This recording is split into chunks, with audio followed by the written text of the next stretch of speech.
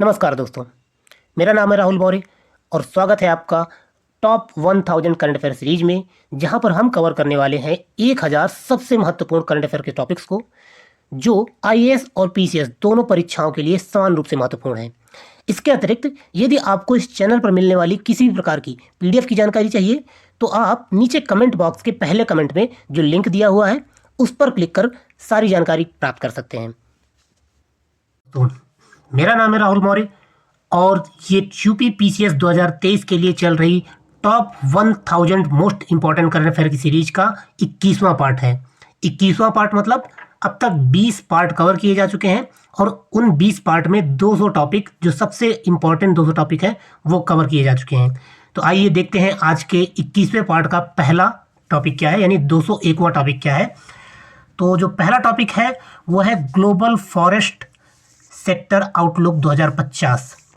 मतलब एक रिपोर्ट जारी की गई है कि जिसमें बताया गया है कि फॉरेस्ट का एरिया जो है कितना है 2050 के हिसाब से। अगर एक रिपोर्ट तैयार की गई है तो किसने तैयार की है और इसमें क्या क्या मुख्य बातें हैं वो देख लेते हैं।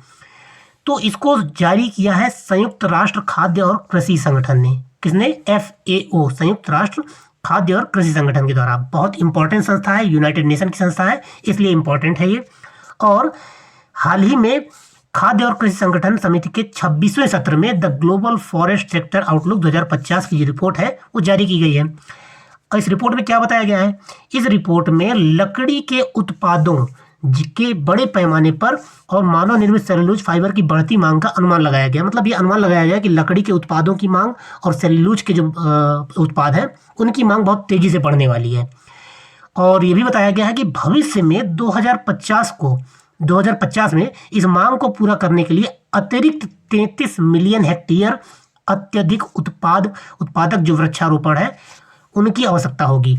मतलब 2050 तक ये मांग इतनी ज़्यादा बढ़ जाएगी कि अतिरिक्त, मतलब जितने अभी वन हैं उनके अतिरिक्त 33 मिलियन हेक्टेयर अधिक वृक्ष लगाने पड़ेंगे। और तो थोड़ा सा FAO के बारे में जान लेते हैं। जो संयुक्त राष्ट्र का ये जो संगठन है, संयुक्त राष्ट्र खाद्य और कृषि संगठन, इसके बारे में थोड़ा जान लीजिए कि इसका जो मुख्यालय है वो रोम, इटली में है। सीधे सीधे इस पर प्रश्न पूछ लिया जाता है कि संयुक्त राष्ट्र खाद्य जो मंत्रालय खाद्य संगठन है उसका मुख्यालय कहाँ है, तो वो रोम, इटली में है। और इसकी स्थापना कब हुई थी? इसकी स्थापना 16 अक्टूबर 1945 की हुई थी। कब हुई थी? 16 अक्टूबर 1945 को। तो चलिए, आपने जाना FAO के बारे में और इसकी एक रिपोर्ट के बारे में जो पूछी जा सकती है, क्योंकि रिपोर्ट जो इंपॉर्टेंट संस्थाएं हैं उनकी रिपोर्ट पूछने की संभावना बहुत ज़्यादा है। अगले टॉपिक की ओर बढ़ते हैं और अगला टॉपिक है अर्थशास्त्र में नोबेल पुरस्कार। 2022 का अर्थशास्त्र का नोबेल पुरस्कार किसे दिया गया है और किस कार्य के लिए दिया गया है, ये दोनों बातें हम देखेंगे। तो इस साल अर्थशास्त्र का जो नोबेल पुरस्कार है वो बेन बर्नानके, क्या नाम है? बेन बर्नानके, डगलस डायमंड और फिलिप डाइबविग, क्या नाम है इनका? Ben Bernanke, Douglas Diamond, Philip Dybvig, इन तीनों को दिया गया है। और जो अर्थशास्त्र का नोबेल पुरस्कार है, देता कौन है? ये रॉयल स्वीडिश अकेडमी है of sciences, royal Swedish academy of sciences के द्वारा प्रदान किया जाता है। और यह पुरस्कार, ये जो 2022 का पुरस्कार है वो किस अर्थशास्त्र के किस क्षेत्र में दिया गया है, अर्थशास्त्र के किस कार्य के लिए दिया गया है? तो वो अर्थशास्त्र में बैंकों और वित्तीय संकटों पर शोध के लिए प्रदान किया गया है। ये एक मतलब छोटी सी बात आप याद रखिएगा कि इस साल का अर्थशास्त्र का नोबेल पुरस्कार किस क्षेत्र में दिया गया है। बैंकों और वित्तीय संकटों पर शोध के लिए दिया गया है। और यूपी पीसीएस कभी कभी इस साल का ना पूछ के पिछले साल का पूछ लेता है, इसलिए हम पिछले साल का भी देखेंगे कि पिछले साल का नोबेल पुरस्कार किसे दिया गया और किस क्षेत्र में दिया गया था। तो अर्थशास्त्र में 2021 का नोबेल पुरस्कार कनाडा में जन्मे डेविड टाई, क्या नाम है? डेविड कार्ड को, क्या नाम है इनका? डेविड कार्ड को। और संयुक्त रूप से इजराइल अमेरिकी जोसुडा डी एंग्रिस्ट तथा डच अमेरिकी गुइडो W इम्बेंस को दिया गया था। मतलब जो पिछले साल का नोबेल पुरस्कार था उसको दो भागों में बांटा गया। पहले भाग, जो पहला भाग है वो मिला किसे? डेविड कार्ड को। किन्हें? डेविड कार्ड को मिला। और दूसरा भाग 3 लोगों को मिला। किसको किसको मिला? जोसुडा डी एंग्रिस्ट और डच अमेरिकी गुइडो डब्ल्यू इवेंस, इनको दिया गया था। तो 3 लोगों को पिछले साल का नोबेल पुरस्कार प्रदान किया गया था। चलिए बढ़ते हैं अगले टॉपिक की ओर। अगला टॉपिक है कुआफू वन। क्या नाम है? कुआफू वन। अब नाम से ही पता चल रहा है कि ये चाइनीज नाम है, लेकिन चर्चा में क्यों रहा है ये कुआफू वन नाम? ये इसलिए चर्चा में रहा है, जो कुआफू वन है ये चीन का पहला अंतरिक्ष आधारित टेलीस्कोप है। अंतरिक्ष आधारित टेलीस्कोप क्या होता है? मतलब टेलीस्कोप आप जानते हैं, जिसकी सहायता से हम अंतरिक्ष में जो विभिन्न प्रकार के नक्षत्र हैं या तारे हैं उनको देखते हैं, या दूसरे ग्रह हैं उनको देखते हैं। लेकिन एक ऐसा टेलीस्कोप जिसे हम कहाँ अंतरिक्ष में स्थापित कर दें, यहाँ अंतरिक्ष में, पृथ्वी के बाहर अंतरिक्ष में स्थापित कर दें, और वो वहाँ पर फोटो खींच खींच के वापस पृथ्वी पर भेजता रहेगा। ठीक है ना? ऐसे टेलीस्कोप को अंतरिक्ष आधारित टेलीस्कोप कहते हैं। जैसे कि नासा के कई ऐसे टेलीस्कोप हैं, जेम्स वेब टेलीस्कोप का आपने नाम सुना होगा, ऐसे ही कई टेलीस्कोप हैं। तो उनमें चीन ने भी एक पहला ऐसा टेलीस्कोप स्थापित कर दिया है। और ये मुख्य रूप से क्या काम करेगा ये टेलीस्कोप? तो चीन ने जो कुआफू वन स्थापित किया है अंतरिक्ष टेलीस्कोप, यह सूर्य पर शोध करेगा, सूर्य का रिसर्च करेगा। और इसके अलावा यह दुनिया का पहला सोलर टेलीस्कोप है जो सोलर फ्लेयर्स और कोरोनल मास इंजेक्शन दोनों की एक साथ निगरानी करने में सक्षम है। अभी तक जितने भी अंतरिक्ष टेलीस्कोप स्थापित किए गए हैं वो या तो दूसरे सौरमंडल या दूसरी गैलेक्सी में जो ग्रह हैं उनकी खोज के लिए स्थापित किए गए थे, या अन्य किसी कार्यों के लिए स्थापित किए गए थे। लेकिन जो कुआफू वन है ये ऐसा पहला अंतरिक्ष उपग्रह है जो सूर्य का अध्ययन करेगा। ठीक है ना? जो सूर्य का अध्ययन करेगा। और सूर्य का अध्ययन करने से कुछ आपको अगर याद आ रहा हो कि कोई इसरो का भी कोई ऐसा एक मिशन है क्या? जी हाँ, इसरो का भी एक मिशन है जो सूर्य का अध्ययन करेगा। हालांकि अभी स्थापित नहीं किया गया है, प्लानिंग चल रही है, और उसका नाम है आदित्य L1। क्या नाम है? आदित्य L1। याद रखिएगा, आदित्य L1 सूर्य का अध्ययन करने के लिए इसरो स्थापित करेगा इसको। चलिए आगे बढ़ते हैं अगले टॉपिक की ओर। अगला टॉपिक है PM डिवाइन। क्या नाम है? PM divine. अब PM डिवाइन क्या है? तो हाल ही में केंद्रीय मंत्रिमंडल ने prime ministers development initiative for north east region, यानी उत्तर पूर्वी क्षेत्र के विकास के लिए एक योजना बनाई गई है, उसे PM डिवाइन कहा गया है। क्या कहा गया है? PM divine. डिवाइन का फुल फॉर्म मैंने आपको बता दिया, development initiative for north east region. और जो पूर्वोत्तर क्षेत्र में विकासात्मक अंतराल, यानी कि इधर के पश्चिम के क्षेत्र में हमारे जो मुख्य क्षेत्र है, उत्तर का क्षेत्र है, इसमें खूब विकास देखने को मिलता है, लेकिन जो पूर्वोत्तर का क्षेत्र है वहाँ पर बहुत कम विकास है। तो ये विकास का जो गैप है, जो अंतराल है, उसे दूर करने के लिए केंद्र सरकार द्वारा केंद्रीय बजट 2022-23 के दौरान PM डिवाइन योजना का घोषणा की गई थी। और ये जो योजना है ये पूरी तरह केंद्र सरकार द्वारा वित्त पोषित है, यानी कि इसमें किसी राज्य को पैसा नहीं लगाना है। PM डिवाइन में पूरा पैसा केंद्र सरकार लगाएगी। और इसे केंद्रीय पूर्वोत्तर क्षेत्र विकास मंत्रालय, कौन सा मंत्रालय इसको कार्यान्वित करेगा? इस योजना को केंद्रीय पूर्वोत्तर क्षेत्र विकास मंत्रालय इसको कार्यान्वित करेगा। तो ये आपने PM डिवाइन के बारे में जाना। हालांकि इसका उद्देश्य भी थोड़ा सा ध्यान रखिए कि इसका उद्देश्य पूर्वोत्तर क्षेत्र के विशेष रूप से महिलाओं और युवाओं की आजीविका अवसरों को बढ़ाना है। यानी कि पूर्वोत्तर क्षेत्र में विकास के लिए जो योजना चलाई गई है PM डिवाइन, इसका जो मुख्य उद्देश्य है वो पूर्वोत्तर क्षेत्र की महिलाओं और युवाओं को आजीविका के अवसर प्रदान करना है। ठीक है, तो आपने जाना PM डिवाइन के बारे में। चलिए आगे बढ़ते हैं अगले टॉपिक की ओर। अगला टॉपिक है लिविंग प्लैनेट रिपोर्ट 2022। क्या है? लिविंग प्लैनेट रिपोर्ट 2022 किसने जारी किया है और इसमें क्या मुख्य बातें हैं वो जान लीजिए। तो इसको जारी किया है वर्ल्ड वाइल्ड लाइफ फंड और zoological society of London, WWF और जूलॉजिकल सोसाइटी ऑफ लंदन के द्वारा, दोनों लोगों के द्वारा मिलकर ये लिविंग प्लैनेट रिपोर्ट जारी की गई है। लिविंग प्लैनेट रिपोर्ट के बारे में बता दूं, IAS में भी 2 बार ही लगभग पूछी जा चुकी है और PCS में 1 बार पूछा जा चुका है इसे। और इसके अनुसार वर्ष 1970 और 2018, यानी 1970 से लेकर 2018 के बीच पूरे विश्व में जो वन्य जीव आबादी है वो 69% घट चुकी है।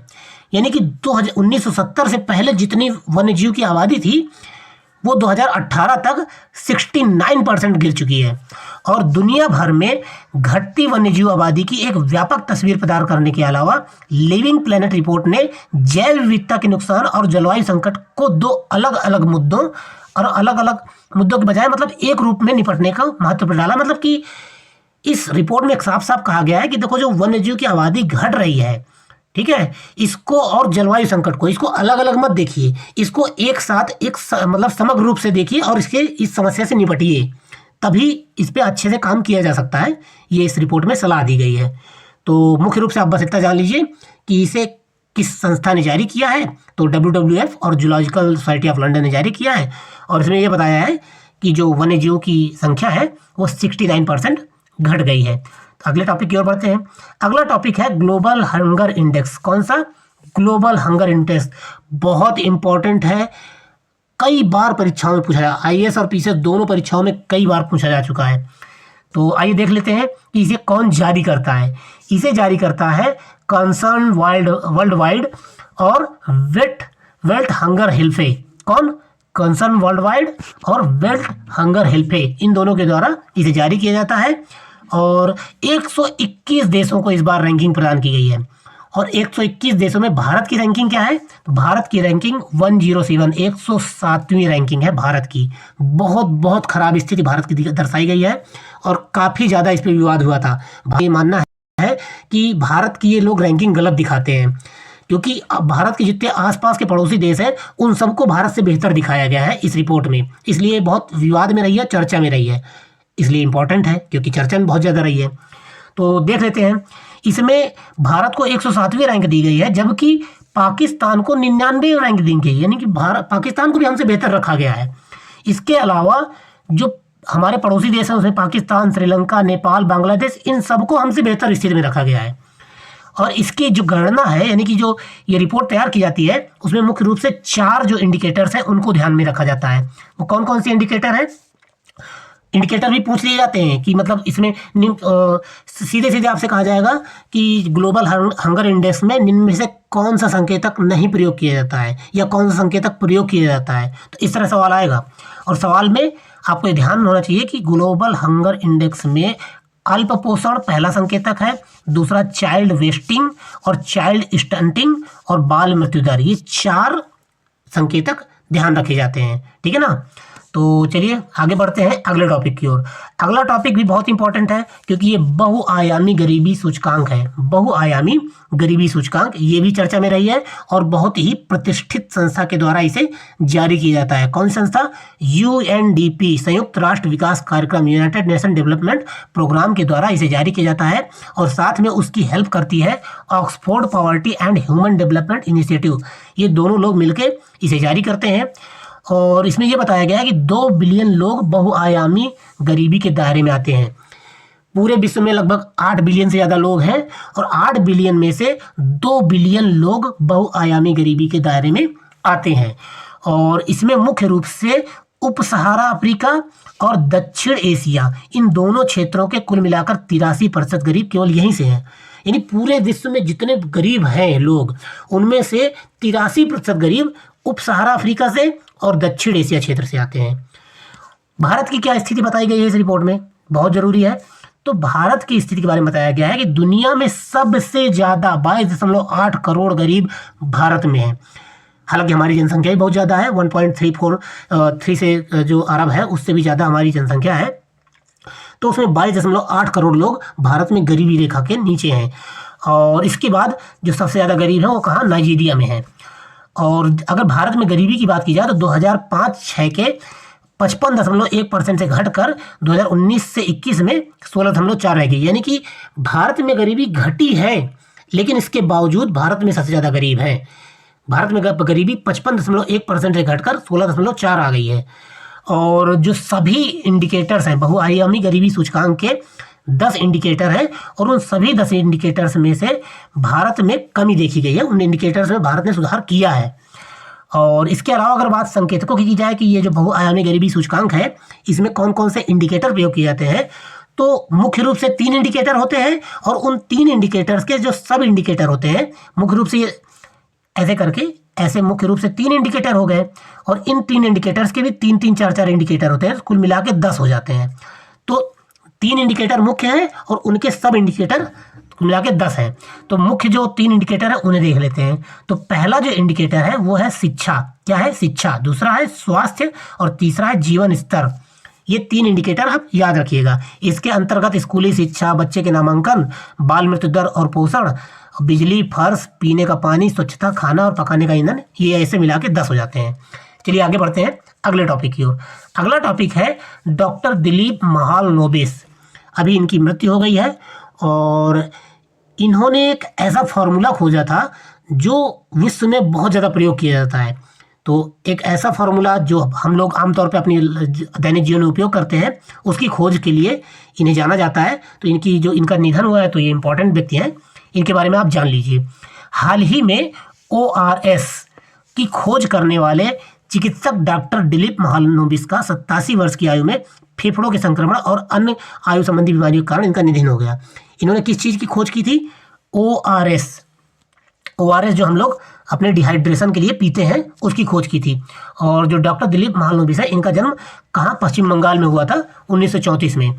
और जो ओरल रिहाइड्रेशन सॉल्यूशन है, ORS होता है, इसके बारे में आप थोड़ा सा जान लीजिए। साइंस का टॉपिक है, लेकिन फिर भी आप जान लीजिए इसको। और जो ORS है, ये पानी, ग्लूकोज और नमक का संयोजन होता है। बहुत सी ऐसी मौतें होती हैं जो डिहाइड्रेशन की वजह से हो जाती हैं, पानी की कमी की वजह से होती हैं। बच्चे अचानक से खूब उल्टी और लैट्रिन करने लगते हैं, जिसकी वजह से उनके शरीर में पानी पूरा घट जाता है, और फिर डिहाइड्रेशन की वजह से उनकी मौत हो जाती है। तो रिहाइड्रेशन, बहुत तेज़ी से रिहाइड्रेट करने के लिए ORS पिलाया जाता है। और डिहाइड्रेशन होता कब है? जब हैजा हो जाता है, हैजा जैसी बीमारियाँ हो जाती हैं, अतिसार जैसी बीमारियाँ हो जाती हैं, तो इससे बच्चों में तेज़ी से निर्जलीकरण होता है। और जो ORS है, इसकी खोज डॉक्टर महालनोबिस ने 1971 के बांग्लादेश जो मुक्त युद्ध था, उसके दौरान शरणार्थी शिविर में किया था। वहाँ पर क्या था कि 1971 में जो बहुत सारे बांग्लादेशी शरणार्थी थे, वहाँ पर डॉक्टर महालनोबिस काम कर रहे थे। तो उन्होंने देखा कि बहुत से लोग डिहाइड्रेशन की वजह से, मतलब बहुत से लोगों को बीमारी की वजह से डिहाइड्रेशन हो रहा है, तो सबको ग्लूकोज चढ़ाया जा रहा था। लेकिन वहाँ पर ग्लूकोज की तेज़ी से कमी हो गई, वहाँ ग्लूकोज खत्म होने लगे। तो अब डॉक्टर महालनोबिस ने सोचा कि अब क्या किया जाए, और ग्लूकोज वहाँ पहुँच नहीं पा रहा था। तो इन्होंने पानी में नमक और चीनी घोला और लोगों को पिलाना शुरू किया, और तेज़ी से उनका रिहाइड्रेशन होने लगा, मतलब उनका जो पानी की मात्रा उनके शरीर में बढ़ने लगी। तो तब इसी से इसकी खोज हुई थी, और इस खोज के लिए डॉक्टर महालनोबिस को इसके लिए मतलब अवार्ड भी दिया गया था। तो चलिए बढ़ते हैं अगले टॉपिक की ओर। आपने जाना ORS की खोजकर्ता डॉक्टर महालनोबिस के बारे में, अभी इनकी मृत्यु हो गई है, इसलिए चर्चा में है। अगला टॉपिक है Durgavati tiger reserve. Durgavati tiger reserve, अब ये क्यों चर्चा में है? क्योंकि ये टाइगर रिजर्व बिल्कुल नया बनाया गया है। और कहाँ बनाया गया है? ये मध्य प्रदेश वन्य जीव बोर्ड के द्वारा दुर्गावती टाइगर रिजर्व नामक एक नए बाघ अभयारण्य की स्थापना को मंजूरी प्रदान की गई है। चलिए कमेंट में मुझे बताइए कि उत्तर प्रदेश सरकार ने एक नया बाघ रिजर्व बनाया है, उसका नाम क्या है? और हालांकि मैं बाद में बता दूंगा, लेकिन आप कमेंट करके मुझे ज़रूर बताइए। तो आइए जानते हैं दुर्गावती टाइगर रिजर्व के बारे में। तो दुर्गावती टाइगर रिजर्व ये मध्य प्रदेश के नरसिंहपुर, दामोह और सागर जिलों को कवर करेगा, और लगभग 2339 वर्ग किलोमीटर के नए बाघ अभयारण्य में फैला होगा। और इसमें जो टाइगर होंगे वो पन्ना टाइगर रिजर्व से आएंगे, ठीक है ना। पन्ना टाइगर रिजर्व के जो बाघ हैं वो यहाँ आते जाते रहते हैं, तो उन्हीं को वहाँ पर भेजा जाएगा। और पन्ना टाइगर, अब जैसे कि ये दुर्गावती टाइगर रिजर्व है, ये पन्ना टाइगर रिजर्व है, तो इनको एक कॉरिडोर से जोड़ दिया जाएगा। मतलब यहाँ पर खूब ढेर सारे पेड़ लगा के इनको जोड़ दिया जाएगा, ताकि यहाँ के जीव यहाँ पर आसानी से जा सकें, ठीक है ना। तो यहाँ पर एक ग्रीन कॉरिडोर बनाया जाएगा पन्ना टाइगर रिजर्व से दुर्गावती टाइगर रिजर्व के बीच में। तो ये आपने दुर्गावती टाइगर रिजर्व के बारे में जाना, जो मध्य प्रदेश में अभी पास किया गया है, इसे मंजूरी प्रदान की गई है। तो ये आज लीजिए आज का आखिरी टॉपिक भी देख लेते हैं। आज का आखिरी टॉपिक है खेलो इंडिया यूथ गेम्स। खेलो इंडिया यूथ गेम्स, तो जो 5वां खेलो इंडिया यूथ गेम्स है 2022 का, इसका आयोजन कब? 31 जनवरी से 11 फरवरी के मध्य किया जाएगा। कहाँ? मध्य प्रदेश में। कहाँ किया जाएगा? मध्य प्रदेश में किया गया है। और इसका जो आयोजन है वो मध्य प्रदेश के 8 शहरों में, भोपाल, इंदौर, उज्जैन, ग्वालियर, जबलपुर, मांडला, खरगोन और बालाघाट में किया जाएगा। और इसमें कुल कितने खेल शामिल होंगे? 27 खेल प्रतिस्पर्धाएं होंगी। और 2021 का जो खेलो इंडिया यूथ गेम्स कहाँ हुआ था? ये जून 2022 में हरियाणा में हुआ था। तो 2021 वाला 2021 में नहीं हो पाया था क्योंकि कोविड की वजह से। तो 2022 में इसको किया गया था हरियाणा में, ये भी ध्यान रखिएगा। तो 2022 वाला 2021 वाला कहाँ हुआ था? हरियाणा में। और अभी 2023 में ये हो रहा है। 2022 वाला 2023 में की जनवरी में हो रहा है। तो इसके अलावा अगर मैं आपको बता दूं कि खेलो इंडिया जो शुरू कब किया गया था, तो ये खेलो इंडिया है, इसकी शुरुआत 2017 में हुई थी। कब? भारत सरकार के द्वारा 2017 में हुई थी, खेल संस्कृति को बढ़ावा देने के लिए। और इस पहल के तहत खेलो इंडिया यूथ गेम्स, खेलो इंडिया यूनिवर्सिटी गेम्स हर साल आयोजित किए जाते हैं। और इस पहल की शुरुआत 2018 में नई दिल्ली में खेलो इंडिया स्कूल गेम्स के नाम से की गई थी, लेकिन बाद में इसी का नाम बदलकर खेलो इंडिया यूथ गेम्स कर दिया गया। तो ये आपने खेलो इंडिया यूथ गेम्स के बारे में जाना। आज के 10 टॉपिक पूरे हो चुके हैं। मिलते हैं अगले टॉपिक पे अगले पार्ट के साथ। और जो मैंने आपसे पूछा था कि उत्तर प्रदेश में कौन सा नया टाइगर रिजर्व बनाया गया है, तो वो रानीपुर टाइगर रिजर्व है, चित्रकूट में बनाया गया है। मिलते हैं अगले टॉपिक में, अगले पार्ट में अगले टॉपिक के साथ। धन्यवाद।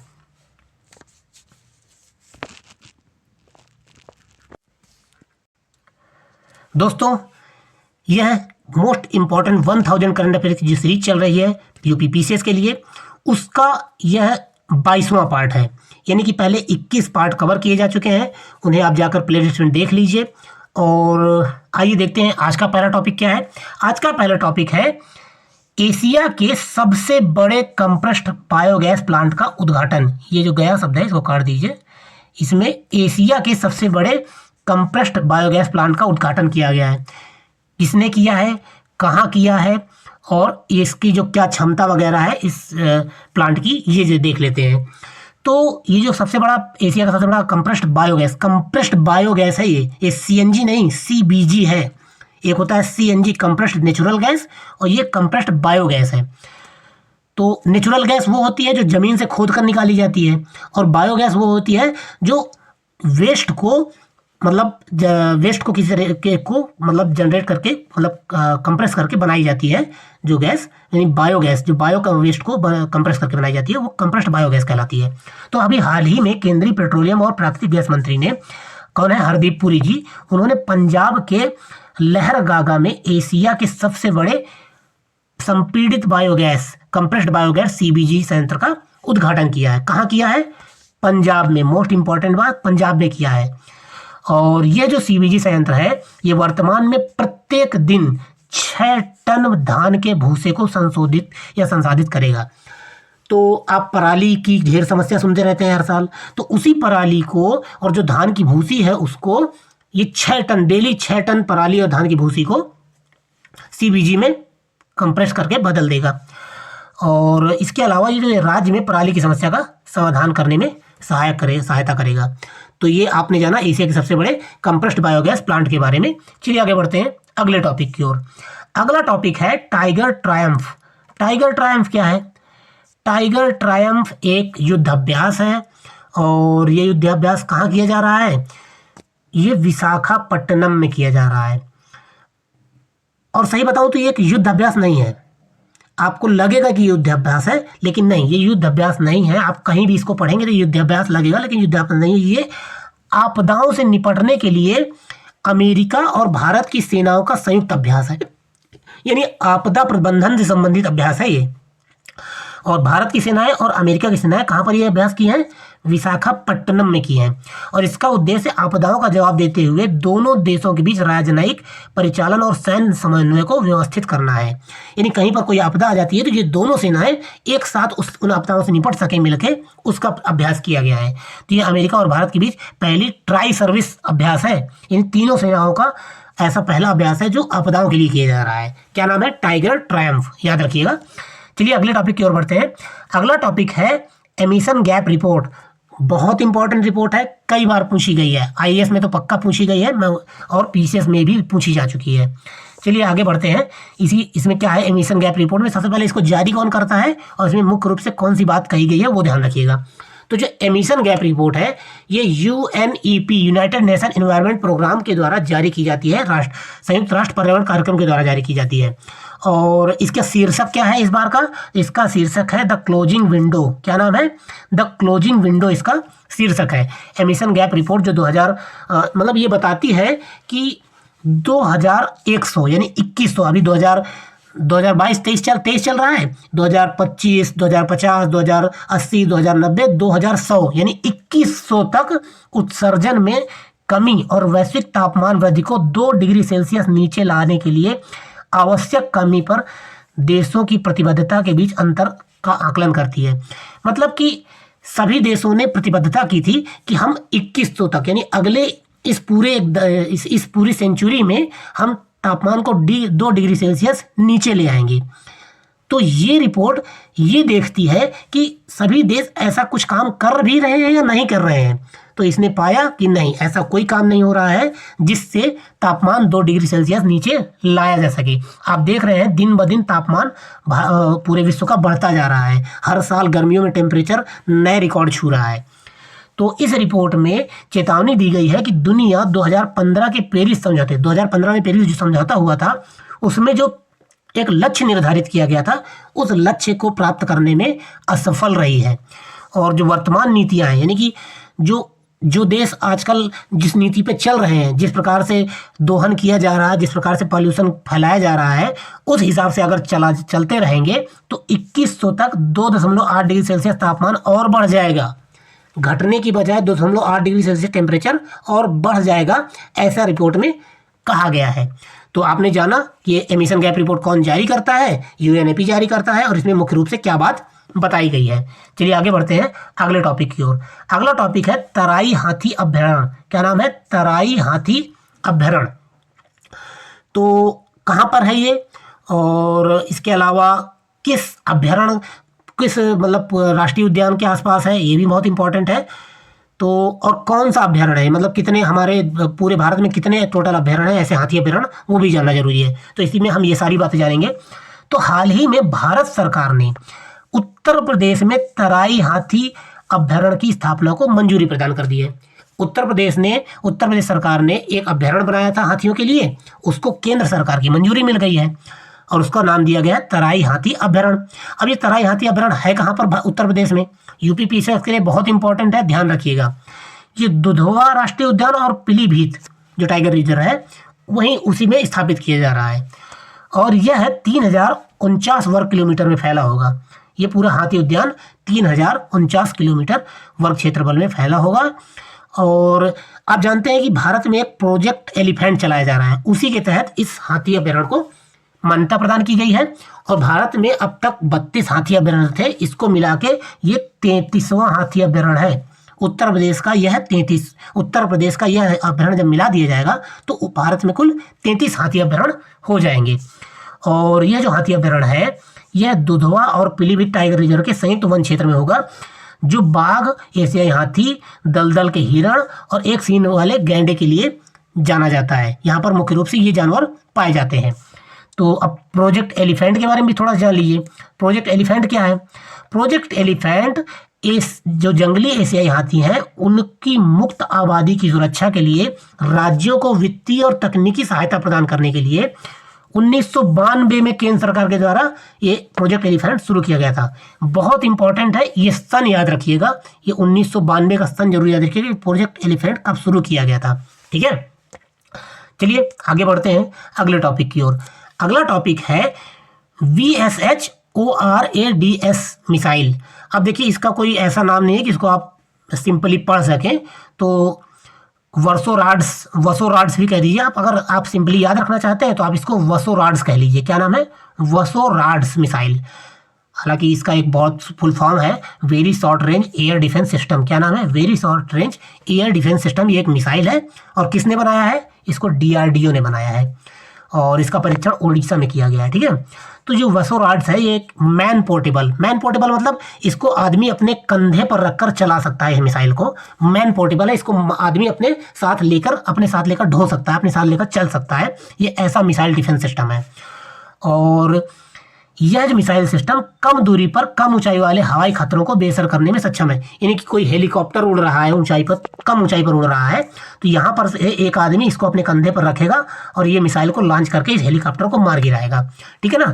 तो ये मैन पोर्टेबल है और आसानी से कम दूरी की जो ऊंचाई पर जो खतरे हैं उनको मार गिराया जा सकता है। मैन पोर्टेबल जो होता है, इसको ये क्या होता है?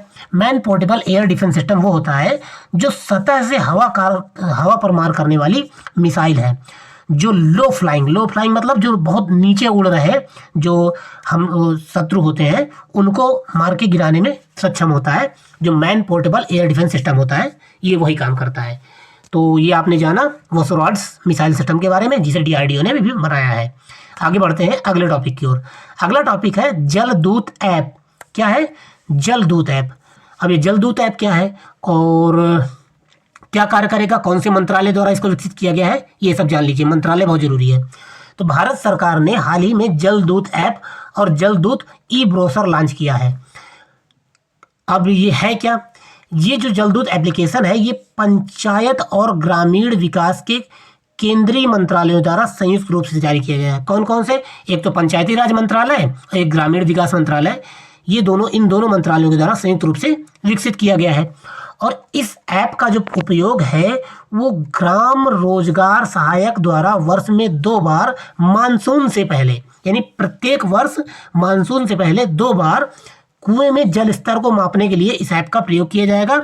और इस ऐप के जरिए गांव के 2 से 3 कुओं के जल स्तर को कैप्चर किया जाएगा। कुल मिला के ये एक ऐसा ऐप है जिससे पता चलता रहेगा कि किस क्षेत्र में जल का स्तर कितना है। ठीक है ना। तो ये आपने जाना जलदूत ऐप के बारे में। चलिए आगे बढ़ते हैं। मंत्रालय जरूर याद रखिएगा, पंचायती राज मंत्रालय, ग्रामीण विकास मंत्रालय, इन दोनों को याद रखिएगा। आगे बढ़ते हैं अगले टॉपिक की ओर। अगला टॉपिक है ऑपरेशन मेघ चक्र। क्या नाम है? ऑपरेशन मेघ चक्र। ऑपरेशन मेघ चक्र किसने चलाया है? तो इसे चलाया है central bureau of investigation CBI के द्वारा। अब ये क्यों चलाया गया है? तो ये इसलिए चलाया गया है क्योंकि भारत में आप जानते हैं चाइल्ड पोर्नोग्राफी बैन है। पोर्नोग्राफी मतलब जो आप एडल्ट वीडियो देखते हैं उसमें यदि बच्चों को प्रयोग किया गया है, इसमें बच्चों को शामिल किया गया है, तो उसे चाइल्ड पोर्नोग्राफी कहते हैं। तो भारत में चाइल्ड पोर्नोग्राफी बैन है और इसकी सामग्री रखना, यदि किसी के मोबाइल में ऐसा चाइल्ड पोर्नोग्राफी का पाया जाता है या किसी के पास ऐसा डाटा पाया जाता है जिसमें चाइल्ड पोर्नोग्राफी हो, तो उसके खिलाफ कार्रवाई की जा सकती है, वो जेल जाएगा। तो यही सीबीआई ने अभी एक बहुत बड़ा अभियान चलाया था चाइल्ड पोर्नोग्राफी के खिलाफ, इसी को ऑपरेशन मेघ चक्र कहा गया है।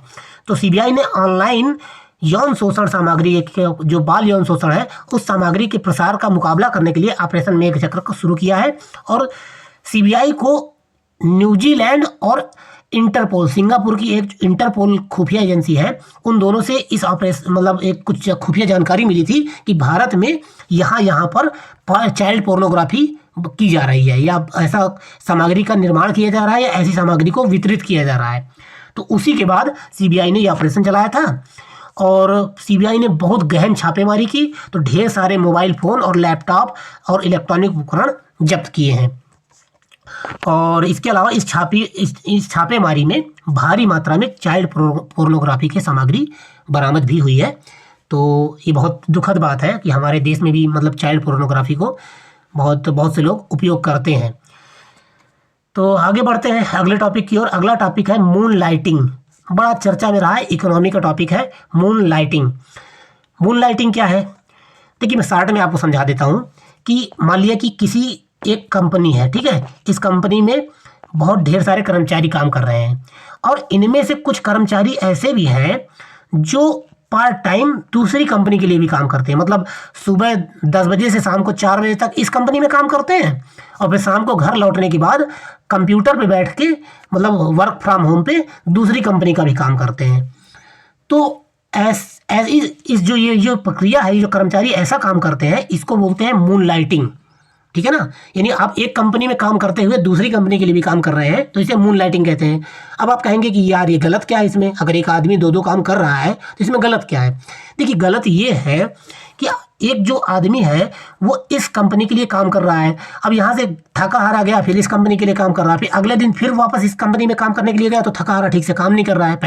पहली प्रॉब्लम ये है।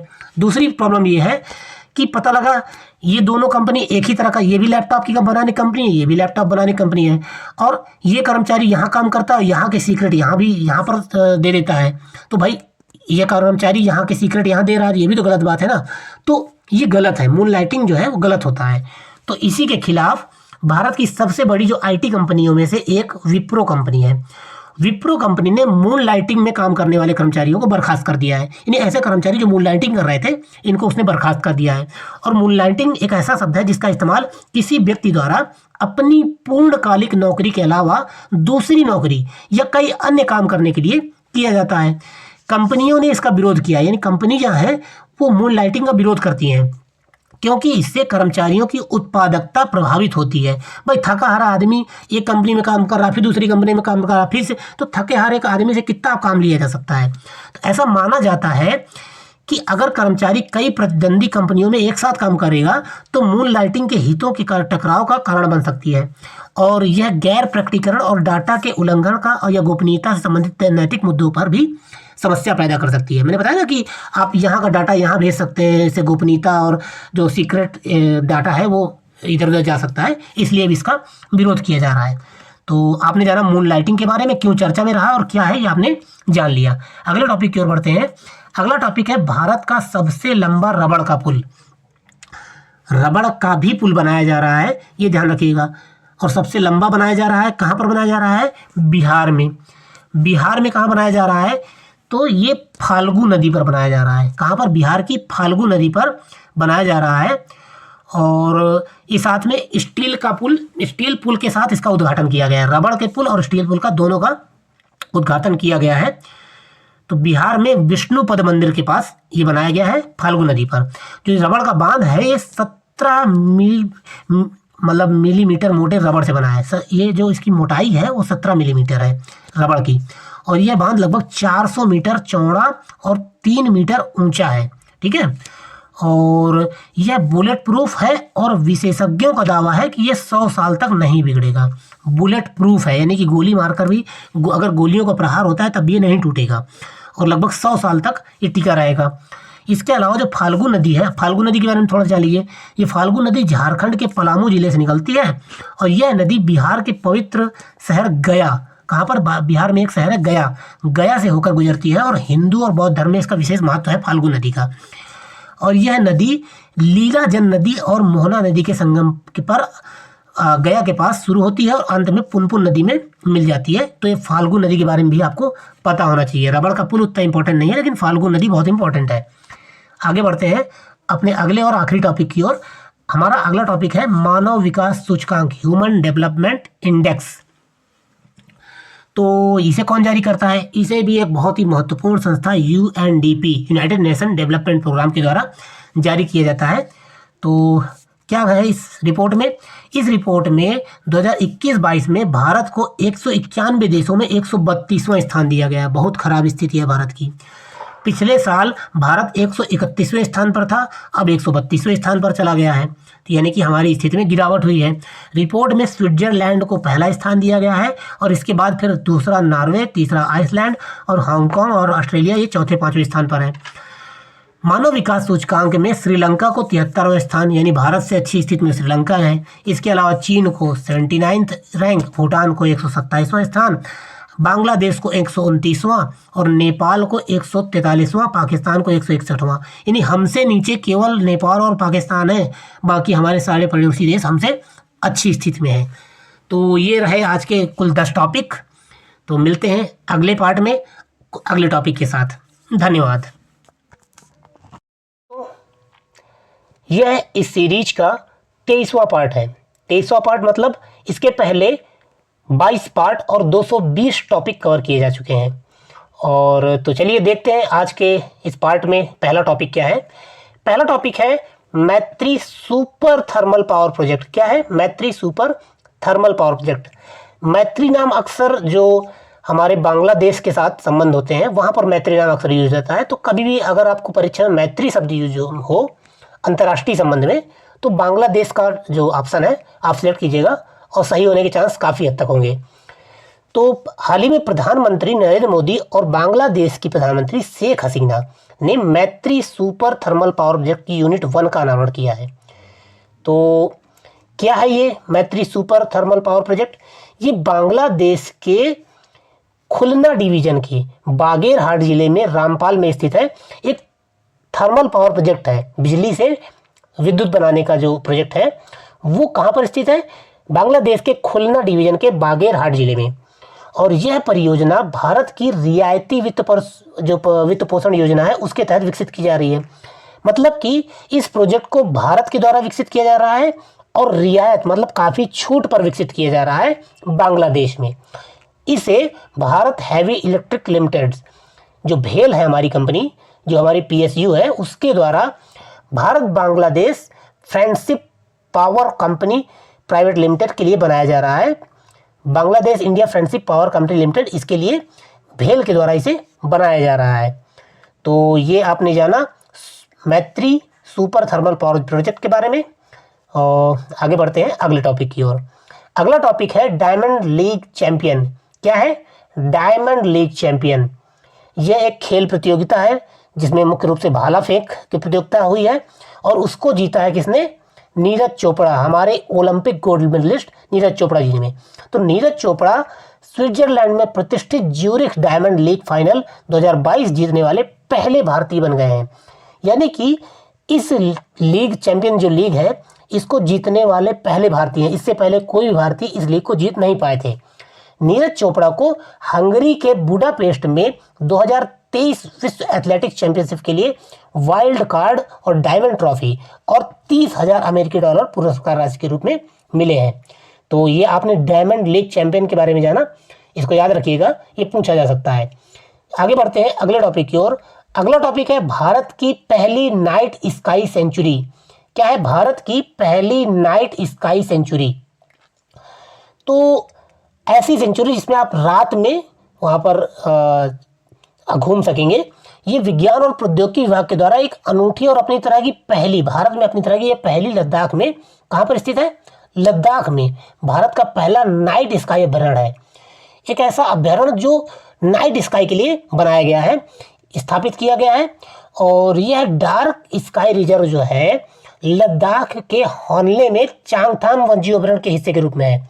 देखिए इसमें बहुत सारी बातें हैं, लेकिन अब शुरुआत की बस बातें, हर टॉपिक की शुरुआत की 2-4 बातें जो मैं बताता हूँ वो जरूर याद रखें कीजिए। तो भारत की पहली नाइट स्काई सेंचुरी कहाँ खोली गई है?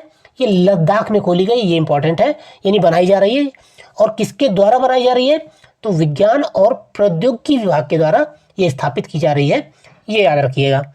और इसमें एक वन्यजीव अभ्यारण्य है, चांगथांग वन्यजीव अभ्यारण्य, उसी का एक जो हिस्सा है, ये पूरा एक चांगथांग वन्यजीव अभ्यारण्य है, उसके एक हिस्से के रूप में ये नाइट स्काई बनाई जा रही है। तो ये आपको 3-4 बातें याद रखनी है। लद्दाख के चांगथांग वन्यजीव अभ्यारण्य में विज्ञान और प्रौद्योगिकी विभाग के द्वारा इसको स्थापित किया जा रहा है। चलिए आगे बढ़ते हैं अगले टॉपिक की ओर। अगला जो टॉपिक है वो सर्वश्रेष्ठ आकांक्षी जिला का है। क्या है? सर्वश्रेष्ठ आकांक्षी जिला। आपने एक आकांक्षी जिला कार्यक्रम के बारे में सुना होगा। जी हाँ, नीति आयोग का एक कार्यक्रम है आकांक्षी जिला कार्यक्रम। और उस आकांक्षी जिला कार्यक्रम के तहत जो सबसे कुछ पिछड़े शहर हैं उनको तेजी से विकसित करना, वहाँ पर ढेर अच्छे इंफ्रास्ट्रक्चर स्थापित करना, ये आकांक्षी जिला कार्यक्रम का उद्देश्य है। उसी आकांक्षी जिला कार्यक्रम की एक प्रतियोगिता में ये पाया गया कि सबसे जो बेहतरीन, जो सर्वश्रेष्ठ आकांक्षी जिला है वो उत्तराखंड का हरिद्वार है। इस वर्ष 5 मानकों पर सर्वश्रेष्ठ उतरा है, यानी 5 ऐसे मानक थे जिन पे उत्तराखंड का हरिद्वार सर्वश्रेष्ठ आकांक्षी जिले के रूप में उभर कर सामने आया है। बेसिक इंफ्रास्ट्रक्चर थीम में हरिद्वार को पहला स्थान दिया गया है। तो अब थोड़ा जान लीजिए आकांक्षी जिला कार्यक्रम के बारे में। हालांकि मैंने बता दिया है, लेकिन इसमें मेन इंपॉर्टेंट बात यह है कि ये कब शुरू किया गया था और किसके द्वारा शुरू किया गया था। तो किसके द्वारा शुरू किया गया था ये मैंने आपको बता दिया, ये नीति आयोग के द्वारा शुरू हुआ है। किसके द्वारा? नीति आयोग के द्वारा। और कब शुरू हुआ था? तो जनवरी 2018 में इसे लॉन्च किया गया था, जनवरी 2018 में। और इसका उद्देश्य देश के कुछ सबसे अविकसित जिलों में तेजी से और प्रभावी रूप से विकास करना और बदलाव लाना है।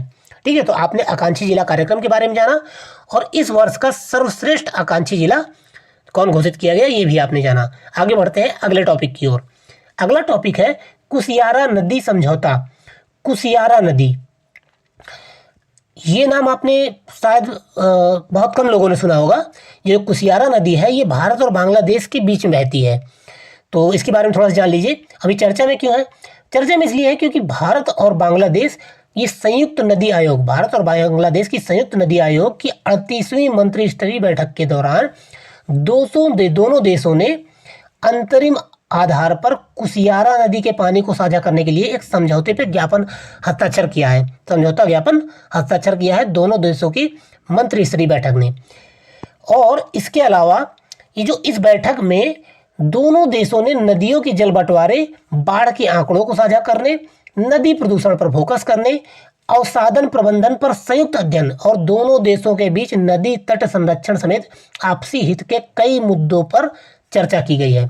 तो कुशियारा नदी के बारे में बस याद रखिएगा कि इस पे अभी भारत और बांग्लादेश के बीच समझौता हुआ, इतना भी आप याद रखेंगे तो बहुत है। इसके अलावा कुशियारा नदी के बारे में इंपॉर्टेंट बात जान लीजिए। कुशियारा नदी के बारे में बात करें तो कुशियारा नदी बराक नदी की एक शाखा है। किसकी सहायक नदी है ये? बराक की शाखा है। और यह भारत बांग्लादेश की सीमा बनाती है। भारत और बांग्लादेश के बीच में जो सीमा है उसके बीच में यह बहती है। जब यह बराक की अन्य शाखा सुरमा से अलग होती है, जब यह नदी जो कुशियारा नदी है वो बराक नदी की एक शाखा है सुरमा नदी, और सुरमा से ये अलग होती है जब, तो ये भारत बांग्लादेश की सीमा बनाती है कुशियारा नदी। भारत में इस नदी के माध्यम से किस किस राज्यों को पानी मिलता है? भारत में इस नदी के माध्यम से मणिपुर को, मिजोरम को और असम को पानी मिलता है, ये भी याद रखिएगा। तो आपने जाना कुशियारा नदी के बारे में, ये बराक की सहायक है, ये भी याद रखिएगा। और अगला टॉपिक है परिवार कल्याण कार्ड योजना। परिवार कल्याण कार्ड योजना उत्तर प्रदेश पीसीएस के लिए बहुत इंपॉर्टेंट है क्योंकि ये उत्तर प्रदेश की योजना है।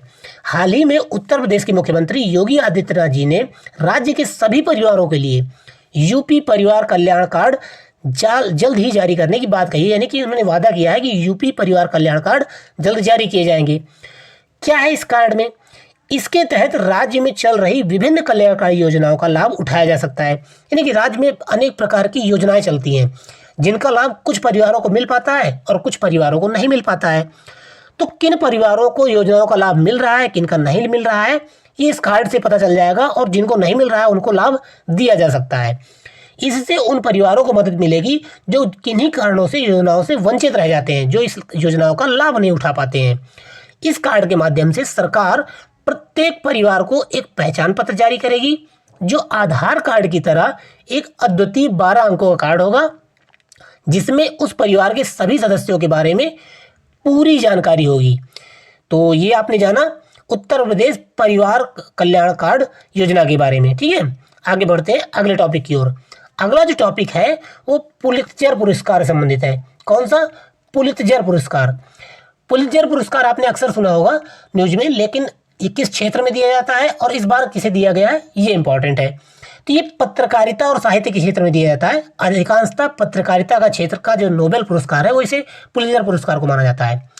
याद रखिए, पत्रकारिता क्षेत्र का जो नोबेल प्राइज माना जाता है वो पुलित्जर प्राइज को ही माना जाता है। तो 2022 का जो पुलित्जर पुरस्कार है इसके लिए बांग्लादेश में जन्मी चित्रकार और साहित्यकार, कहानीकार फहमीदा अजीम, क्या नाम है इनका? फहमीदा अजीम को चुना गया है। और वर्तमान में यह एक अमेरिकी ऑनलाइन पत्रिका इनसाइडर के लिए काम करती हैं फहमीदा अजीम। और जो फहमीदा अजीम है इनको उनकी विजेता टीम के सदस्यों एंथनी डेल, कर्नल जोस एडम्स और न्यूयॉर्क में इनसाइडर के वॉल्ट हिक्की के साथ how I escaped the Chinese entertainment camp, ये एक पूरा टॉपिक है इनका, how I escaped a Chinese entertainment camp. इसका एक सचित्र इन्होंने रिपोर्टिंग की थी, इसके लिए इन्हें यह पुरस्कार प्रदान किया गया है। पुलित्जर पुरस्कार एक प्रतिष्ठित पुरस्कार है जो समाचार पत्रों, पत्रिकाओं, संगीत रचना, ऑनलाइन पत्रकारिता और साहित्य में उपलब्धियों के लिए प्रदान किया जाता है, ये याद रखिएगा। और कब स्थापित किया गया था ये पुरस्कार? ये पुरस्कार स्थापित किया गया था 1917 में जोसेफ पुलित्जर के द्वारा। जैसे नोबेल ने अपनी एक वसीयत लिखी थी कि मेरे पैसे से लोगों को नोबेल प्राइज दिया जाए, वैसे ही जोसेफ पुलित्जर ने अपनी वसीयत में लिखा था कि मेरे जो पैसे हैं इस पैसों से पुलित्जर पुरस्कार पत्रकारिता के क्षेत्र में दिया जाए, तो अब तक प्रदान किया जा रहा है। आगे बढ़ते हैं अगले टॉपिक की ओर। अगला जो टॉपिक है वो ग्रामीण उद्यमी परियोजना है। क्या है? ग्रामीण उद्यमी परियोजना। यह आदिवासी युवाओं के बीच कौशल और विकास और उद्यमिता को बढ़ावा देने और कौशल मिशन को बढ़ावा देने के लिए है। 3-4 बातें हो गई इसमें ध्यान रखने वाली। कौन सी? सबसे पहले तो ये आदिवासी युवाओं के लिए योजना है, और कौशल विकास और उद्यमिता को बढ़ावा देने के लिए योजना है। और किस योजना के तहत? कौशल भारत मिशन के तहत इसको बढ़ावा देना है। ये 2-3 बातें आपको याद रखनी है ग्रामीण उद्यमी परियोजना के तहत। तो राष्ट्रीय कौशल विकास निगम जो है, इसने सेवा भारती और युवा विकास सोसाइटी के साथ साझेदारी में इसकी शुरुआत की है। किसके साथ साझेदारी में शुरुआत किया है इसकी? राष्ट्रीय कौशल विकास निगम लिमिटेड ने सेवा भारती और युवा विकास सोसाइटी के साथ साझेदारी करके इस परियोजना की शुरुआत की है। ग्रामीण उद्यमी परियोजना के दूसरे चरण का शुभारंभ रांची और झारखंड में किया गया है। ये जो परियोजना है ग्रामीण उद्यमी परियोजना, इसका दूसरा चरण है। इसका पहला चरण इसके पिछले साल ही जारी हो चुका है, और उसमें जो पहला चरण हुआ था उसमें महाराष्ट्र, राजस्थान, छत्तीसगढ़, मध्य प्रदेश, गुजरात के जो ग्रामीण आदिवासी हैं इनको शामिल किया गया था, और इस बार ये रांची में शुरू किया गया है। तो ये आपको ध्यान रखना है। चलिए आगे बढ़ते हैं अगले टॉपिक की ओर। अगला जो टॉपिक है वो शहीद आजम भगत सिंह अंतर्राष्ट्रीय हवाई अड्डे पर है। यानी एक हवाई अड्डा है जिसका नाम बदलकर भगत सिंह जी के नाम पर कर दिया गया है। तो वो कौन सा हवाई अड्डा है? वो हवाई अड्डा है चंडीगढ़ हवाई अड्डा। कौन सा? चंडीगढ़ हवाई अड्डा। तो अब जानते हैं कि चंडीगढ़ जो है वो पंजाब और हरियाणा दोनों की कॉमन राजधानी है चंडीगढ़। तो दोनों के जो मुख्यमंत्री हैं वो मिलकर फैसला करेंगे।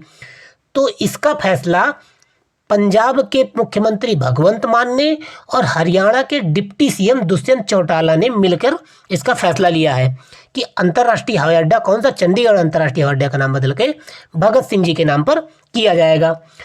और भगत सिंह और उनके सहयोगियों ने दिसंबर 1928 में एक ब्रिटिश पुलिस अधिकारी जॉन सॉन्डर्स की हत्या कर दी थी, जिसके कारण बाद में उन्हें 23 वर्ष की आयु में 23 मार्च 1931 को फांसी दे दी गई थी। ये भी आपको पता होना चाहिए, हालांकि आप सबको पता होगा क्योंकि भगत सिंह इतने महत्वपूर्ण व्यक्तित्व हैं, इतने महान व्यक्तित्व हैं। चलिए आगे बढ़ते हैं अपने आखिरी टॉपिक की ओर। आखिरी टॉपिक है global employment trend for youths 2022 report. क्या है पूरा नाम? Global employment trend for youth 2022। यह रिपोर्ट अंतर्राष्ट्रीय श्रम संगठन ILO द्वारा जारी की गई है। किसके द्वारा जारी की गई है? अंतर्राष्ट्रीय श्रम संगठन।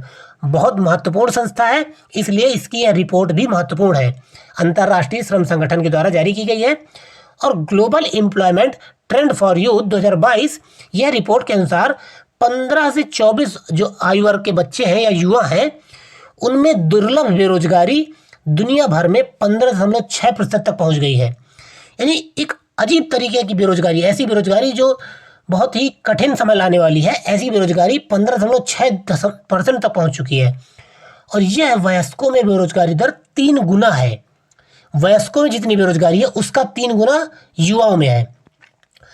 तो वयस्कों में बेरोजगारी की दर का 3 गुना 15.6% युवाओं में है। और भारत में 18 महीने के लिए चूंकि स्कूल बंद रहे कोरोना की वजह से, तो जब 18 महीने के लिए स्कूल बंद रहे तो 240 मिलियन स्कूल जाने वाले बच्चों में से सिर्फ 8% ग्रामीण इलाकों में और 23% शहरी इलाकों में ऑनलाइन शिक्षा तक पहुंच पाए।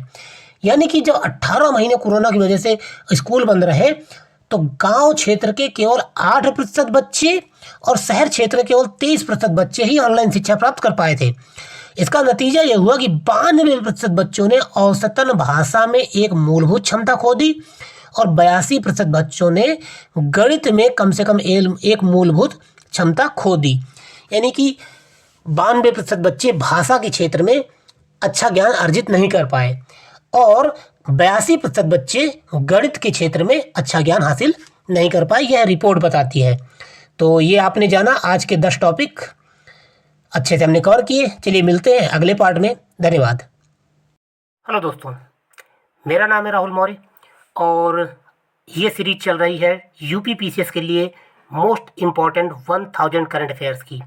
और इस सीरीज में अब तक 23 पार्ट कवर किए जा चुके हैं, यानी कि 230 टॉपिक कवर किए जा चुके हैं। ये 24वां पार्ट है। तो आइए देखते हैं 24वें पार्ट में पहला टॉपिक क्या है आज का। तो 24वें पार्ट में आज का जो पहला टॉपिक है वो है ब्याज सबवेंशन योजना। ब्याज सबवेंशन योजना क्या है?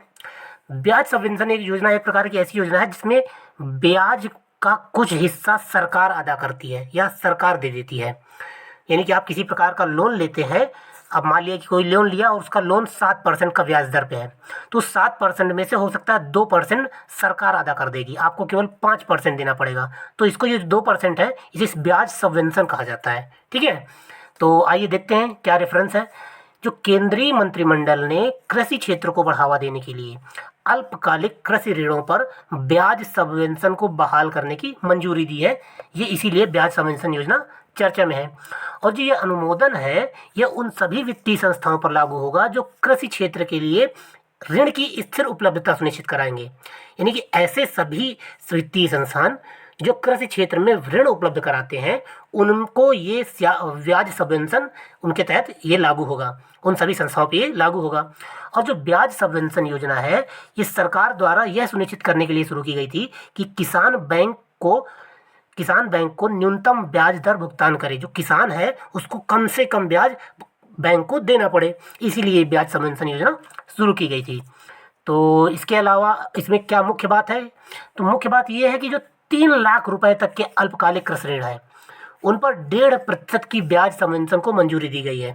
यानी 3 लाख रुपए तक के अगर किसान वो ले रहे हैं, लोन ले रहे हैं, ऋण ले रहे हैं, तो उस पर 1.5% का ब्याज सबवेंशन दिया जाएगा सरकार के द्वारा। यह राशि वित्तीय वर्ष 2022-23 से 2024-25 के लिए ऋण देने वाली संस्थाओं को दी जाएगी। तो ये आपने जाना ब्याज सबवेंशन योजना के बारे में। चलिए आगे बढ़ते हैं अगले टॉपिक की ओर। अगला टॉपिक है रूपी उत्तर प्रदेश रक्षा एवं एयरोस्पेस इकाई और रोजगार प्रोत्साहन नीति 2022।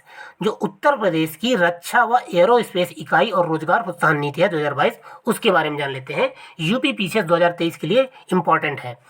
तो उत्तर प्रदेश के जो कैबिनेट है उसने यूपी रक्षा एवं एयरोस्पेस इकाई और रोजगार प्रोत्साहन नीति 2022 को मंजूरी प्रदान की है। और जो ये नीति है, ये मौजूदा नीति, अभी जो एयरोस्पेस और रक्षा क्षेत्र की रोजगार नीति है, उस नीति को और अधिक लचीला और आकर्षक बना देगी। जो ये रक्षा क्षेत्र में और एयरोस्पेस के जो विनिर्माण क्षेत्र में अधिक निवेश आकर्षित करेगा। यानी कि जो नई नीति बनाई गई है वो इतनी आकर्षक है कि जो लोग निवेशक हैं रक्षा क्षेत्र के और रोजगार क्षेत्र के, वो और अधिक आकर्षित होंगे इसकी वजह से। तो इसमें क्या है इस नीति में ऐसा? तो इस नीति के तहत उन निवेशकों को उच्च प्रोत्साहन प्रदान किया जाएगा जो राज्य में रक्षा और एयरोस्पेस विनिर्माण क्षेत्र में अपनी इकाइयां स्थापित करना चाहते हैं। जैसे कि मान लीजिए कि कोई रक्षा क्षेत्र की कंपनी है और उत्तर प्रदेश में राइफल बनाने की कंपनी खोलना चाहती है, ठीक है ना। अगर उत्तर प्रदेश में कोई कंपनी राइफल बनाने की कंपनी खोलना चाहती है, तो उत्तर प्रदेश की सरकार उन्हें विशेष प्रकार की सब्सिडी प्रदान करेगी। अब विशेष प्रकार की छूट प्रदान करेगी, आसानी से उनको ज़मीन उपलब्ध कराई जाएगी फैक्ट्री स्थापित करने के लिए। अगर अब ये सब सुविधाएं दी जाएंगी तो कोई भी कंपनी आकर्षित होगी। तो इसी प्रकार की आकर्षक योजना इस बनाई गई है। और ये जो नीति है, इस नीति में बुंदेलखंड क्षेत्र में 7% की पूंजीगत सब्सिडी प्रदान की जाएगी। गैर बुंदेलखंड क्षेत्र में, सॉरी माफ कीजिएगा, गैर बुंदेलखंड, यानी कि अगर बुंदेलखंड के अलावा और किसी यूपी के किसी और दूसरे पार्ट में अगर कोई कंपनी स्थापित होती है तो उसको 7% की पूंजीगत सब्सिडी प्रदान की जाएगी। और यदि कोई कंपनी बुंदेलखंड क्षेत्र में अपनी कंपनी स्थापित करती है तो उसको 10% की सब्सिडी प्रदान की जाएगी। और दोनों क्षेत्रों में अधिकतम 500 करोड़ रुपए का प्रोत्साहन प्रदान किया जाएगा। तो ये एक प्रकार की नीति बनाई गई है जिससे अधिक से अधिक निवेशक यहाँ पर फैक्ट्री खोल सके, यहाँ पर रोजगार उपलब्ध करा सके। तो ये आपने इस नीति के बारे में जाना। चलिए आगे बढ़ते हैं अगले टॉपिक की ओर। अगला टॉपिक है पालन 1000 राष्ट्रीय अभियान, पालन 1000 राष्ट्रीय अभियान। पालन, देखिए पालन शब्द जो है वो पालन पोषण संबंधित है, 1000 वो 1000 दिन से संबंधित है, और राष्ट्रीय अभियान एक राष्ट्रीय अभियान है। तो एक ऐसा अभियान है जिसके तहत जो नवजात बच्चे होते हैं ना, बिल्कुल जो पैदा हुए होते हैं, उनकी 1000 दिन तक जो देखभाल होनी चाहिए, किस प्रकार से देखभाल होनी चाहिए, उनको किस प्रकार का पालन पोषण किया जाना चाहिए, उसके संबंध में जो जागरूकता फैलाने का एक अभियान चलाया गया है, उसे ही पालन 1000 राष्ट्रीय अभियान कहा गया है। तो देख लेते हैं क्यों चर्चा में है। तो केंद्रीय जो राज्य मंत्री हैं, स्वास्थ्य राज्य मंत्री कौन है? प्रवीण पवार। इन्होंने पालन 1000 राष्ट्रीय अभियान शुरू किया है और इस अभियान का उद्देश्य नवजात शिशु शुरुआती 1000 दिनों में देखभाल से संबंधित जागरूकता बढ़ाना और बाल मृत्यु दर को घटाना है। अब बाल मृत्यु दर आप जानते हैं, जो छोटे बच्चे होते हैं, नवजात शिशु होते हैं, वो किसी न किसी बीमारी से, किसी न किसी पालन पोषण में किसी प्रकार की कोई कमी से, मतलब 1-2 साल भी ठीक से पूरे नहीं कर पाते और उनकी मृत्यु हो जाती है। तो शुरुआती जो 1000 दिन है, यानी कि लगभग 3 साल है या 2 साल 3 साल है, उनमें किस तरह से पालन पोषण होना चाहिए, किस तरह से बच्चों का ध्यान रखा जाना चाहिए, इसके लिए जागरूकता बढ़ाना है ताकि बाल मृत्यु दर को घटाया जा सके। यह अभियान इसलिए शुरू किया गया है क्योंकि इसके पहले 1000 दिन बच्चे के जो शारीरिक, भावनात्मक और मानसिक, संज्ञानात्मक और सामाजिक स्वास्थ्य के लिए ठोस मंच के रूप में कार्य करते हैं। मतलब ये जो शुरुआत के 1000 दिन होते हैं ना बच्चे के लिए, ये बहुत सेंसिटिव होते हैं, शारीरिक रूप से, मानसिक रूप से, संज्ञानात्मक रूप से ये बहुत सेंसिटिव होते हैं, इसलिए इसमें जागरूकता फैलाना बहुत ज़रूरी है। और जो पालन 1000 journey of the first 100 days है, इसको अंग्रेजी में क्या नाम दिया गया है? पालन 1000 journey of the first 1000 days में परिवारों को, माता पिता को और देखभाल करने वालों के लिए प्रारंभिक वर्षों के प्रशिक्षण के साथ साथ परिवारों की बुनियादी ज़रूरतों को पूरा करने वाली सेवाएं भी शामिल हैं। यानी कि जो देखभाल करने वाले लोग हैं, परिवार हैं, माता पिता हैं, इनको बताया जाएगा कि आपको कैसे देखभाल करनी है और कुछ बुनियादी जो आवश्यक चीज़ें हैं वो भी उपलब्ध कराई जाएंगी। तो आपने जाना ये पालन 1000 अभियान के बारे में। आगे बढ़ते हैं अगले टॉपिक की ओर। अगला टॉपिक है नेथम्मा बीमा योजना। क्या है? नेथन्ना बीमा योजना। तो क्या है नेथन्ना बीमा योजना? देखिए, नाम से ही पता चल रहा है, जैसे कि आपने एक उत्सव का नाम सुना होगा बथुकम्मा, ठीक वैसा ही नाम नेथन्ना, अगर ना याद आए तो बथुकम्मा से याद कर लीजिएगा। बथुकम्मा योजना तेलंगाना की है, वैसे ही ये नेथन्ना है। तो जो नेथन्ना बीमा योजना है, इसमें हुआ ये है कि हाल ही में तेलंगाना के मुख्यमंत्री कौन है इस समय? के चंद्रशेखर राव, इनके द्वारा राष्ट्रीय हथकरघा दिवस के अवसर पर नेथन्ना बीमा योजना शुरू की गई है। हथकरघा दिवस पे शुरू की गई है तो जाहिर सी बात है जो बुनकर है उन्हीं के लिए शुरू की गई होगी। यह योजना बुनकरों के कल्याण के लिए शुरू की गई है और नेथन्ना बीमा योजना अपनी तरह की एक अनूठी बीमा कवर योजना है जिससे लगभग 80,000 बुनकरों के परिवारों को लाभ होगा। तेलंगाना के 80,000 बुनकर परिवारों को इससे लाभ होगा। इस योजना के तहत पात्र लाभार्थी की जो दुर्भाग्यपूर्ण मृत्यु हो जाती है, बहुत से बुनकर बेचारे काम करते करते मर जाते हैं लेकिन उनकी आमदनी नहीं हो पाती, आय नहीं हो पाती है, तो या फिर कभी कभी किसी न किसी दुर्घटना में उनकी मृत्यु हो जाती है। तो जो ये लाभार्थी हैं उनकी दुर्भाग्यपूर्ण मृत्यु होने पर सरकार बुनकर के परिवारों को 5 लाख रुपए तक का बीमा कवर प्रदान करेगी। तो ये आपने नेथन्ना बीमा योजना के बारे में जाना। तेलंगाना की हथकरघा जो बुनकर है उनके लिए योजना चलाई गई है, ये याद रखिएगा। आगे बढ़ते हैं अगले टॉपिक की ओर। अगला टॉपिक है स्माइल 75 पहल। क्या है? स्माइल 75 पहल। अब इसे किस मंत्रालय ने शुरू किया है इस पहल को और किनके लिए शुरू किया, लाभार्थी कौन है, ये जानना आपके लिए जरूरी है। तो इसे शुरू किया है सामाजिक न्याय एवं अधिकारिता मंत्रालय ने। किसने? सामाजिक न्याय एवं अधिकारिता मंत्रालय ने। और किनके लिए शुरू किया है? भीख मांगने वाले व्यक्तियों के व्यापक पुनर्वास के लिए ये योजना, ये पहल शुरू की गई है। उनको चिन्हित करना है और ये 75 शब्द क्या जुड़ा हुआ है? 75 शब्द इसलिए जुड़ा हुआ है कि भीख मांगने वाले जो व्यक्ति हैं इनको पुनर्वासित करने के लिए 75 नगर निगमों को पूरे देश में चुना गया है, चिन्हित किया गया है। ये 75 नगर निगम इन भीख मांगने वाले लोगों को पुनर्वास प्रदान करेंगे। और ये जो पहल है वो आज़ादी के अमृत महोत्सव के तहत शुरू की गई है। आप जानते हैं 75 वर्ष पूरे हो गए हैं हमारे देश की आज़ादी को, तो उस लिए आज़ादी का अमृत महोत्सव शुरू किया गया है और उसी आज़ादी के अमृत महोत्सव में ढेर सारे प्रोग्राम चलाए जाते हैं, ढेर सारी पहल चलाई गई हैं। उन्हीं में से एक है स्माइल 75। और तो स्माइल का अर्थ क्या है? ये चूँकि एक पूरा का एक इसका पूरा फुल फॉर्म है support for marginalised individuals for livelihood and enterprise, ये इसका फुल फॉर्म है स्माइल का।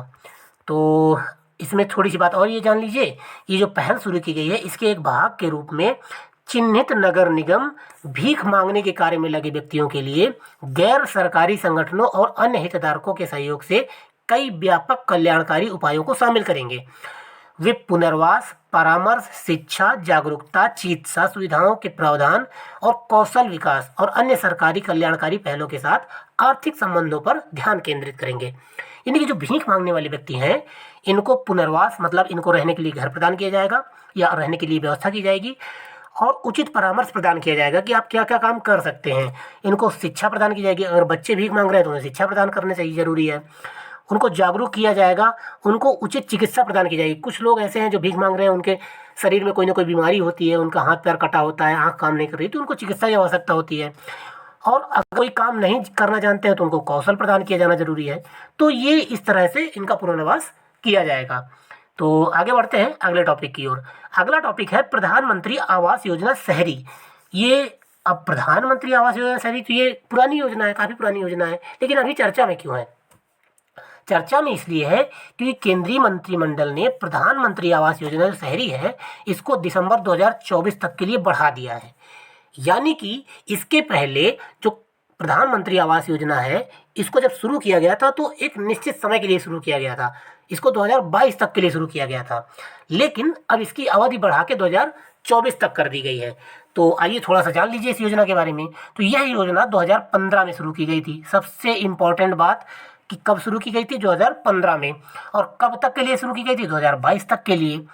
इसका उद्देश्य क्या था? इसका उद्देश्य था शहरी क्षेत्रों में सभी पात्र लाभार्थियों को पक्के मकान उपलब्ध कराना, ये इसका उद्देश्य था। और जो प्रधानमंत्री शहरी आवास योजना है इसमें 2015 में शुरू करने के बाद इसका आकलन था कि सरकार का आकलन था कि 1.2 करोड़ घर बनाए जाएंगे और 2022 तक ये इसे पूरा करना था, लेकिन फिर इसे 2024 तक बढ़ा दिया गया। और अभी तक जो 1.12 करोड़ घर बनाए थे वो पहले से बढ़ा दिया गया है। अब लक्ष्य भी बढ़ा दिया गया है, चूँकि साल बढ़ा दिया गया है इसलिए टारगेट भी बढ़ा दिया गया। टारगेट अब 1.22 करोड़, पहले 1.12 करोड़ घर बनाने थे, अब 1.22 करोड़ घर बनाए जाने हैं। तो साल बढ़ाया गया है और उसके साथ लक्ष्य भी बढ़ा दिया गया है। और ये भी जान लीजिए कि अब तक प्रधानमंत्री आवास योजना के तहत कितने घर बनाए जा चुके हैं, तो 68.02 लाख आवास बनाए जा चुके हैं टोटल। ठीक है, चलिए आगे बढ़ते हैं अगले टॉपिक की ओर। अगला जो टॉपिक है वो है लद्दाख का सर्वोच्च नागरिक सम्मान। लद्दाख का सर्वोच्च नागरिक सम्मान है क्या, किसे प्रदान किया गया है, और उस व्यक्ति के बारे में हम थोड़ा सा जानेंगे जिस व्यक्ति को प्रदान किया गया है। तो हाल ही में तिब्बती आध्यात्मिक नेता कौन है? दलाई लामा, जिन्हें दलाई लामा कहा जाता है, इन्हें लद्दाख के सर्वोच्च नागरिक सम्मान प्रदान किया गया है। और उन्हें ये सम्मान क्यों दिया गया है? उन्हें मानवता के प्रति उनके योगदान के लिए ये सम्मान प्रदान किया गया है। जो लद्दाख है वो स्वायत्त पहाड़ी विकास परिषद, लद्दाख की एक स्वायत्त पहाड़ी विकास परिषद है, LAHDC, इसने लेह द्वारा दलाई लामा को यह पुरस्कार प्रदान किया। तो ये पुरस्कार प्रदान किसने किया है? तो लद्दाख स्वायत्त पहाड़ी विकास परिषद ने दलाई लामा को यह पुरस्कार प्रदान किया है। और तो थोड़ा सा दलाई लामा जी के बारे में जान लीजिए। दलाई लामा जो है उनका जो नाम है, उनका रियल नेम है तेंजिंग ग्यात्सो। क्या नाम है? तेंजिंग ग्यात्सो। और ये किस नंबर के दलाई लामा है? दलाई लामा एक प्रकार का पद है जो तिब्बती धर्मगुरु के लिए, जो सबसे सर्वश्रेष्ठ धर्मगुरु होते हैं, उन्हें प्रदान किया जाता है। तो अभी जो इस समय दलाई लामा है वो 14वें दलाई लामा है। इनके पहले 13 दलाई लामा हो चुके हैं और ये 14वें दलाई लामा है और इनका नाम है तेंजिंग ग्यात्सो। इन्हें तिब्बती लोगों के लिए ग्यालवा रिनपोछे के नाम से भी जाना जाता है। इन्हें ग्यालवा रिनपोछे के नाम से जाना जाता है। मैं थोड़ा प्रोनाउंसिएशन ठीक से नहीं कर पाता हूँ तो आप एडजस्ट कर लीजिएगा। और ये जो दलाई लामा है वह सर्वोच्च आध्यात्मिक नेता, तिब्बत के पूर्व प्रमुख है और उन्हें एक जीवित बोधिसत्व भी माना जाता है। दलाई लामा को एक जीवित बोधिसत्व भी माना जाता है। तो ये आपने जाना लेह लद्दाख का जो सर्वोच्च सम्मान है वो किसे प्रदान किया गया। चलिए आगे बढ़ते हैं अगले टॉपिक की ओर। अगला जो टॉपिक है वो है CSIR की पहली महिला निदेशक के बारे में।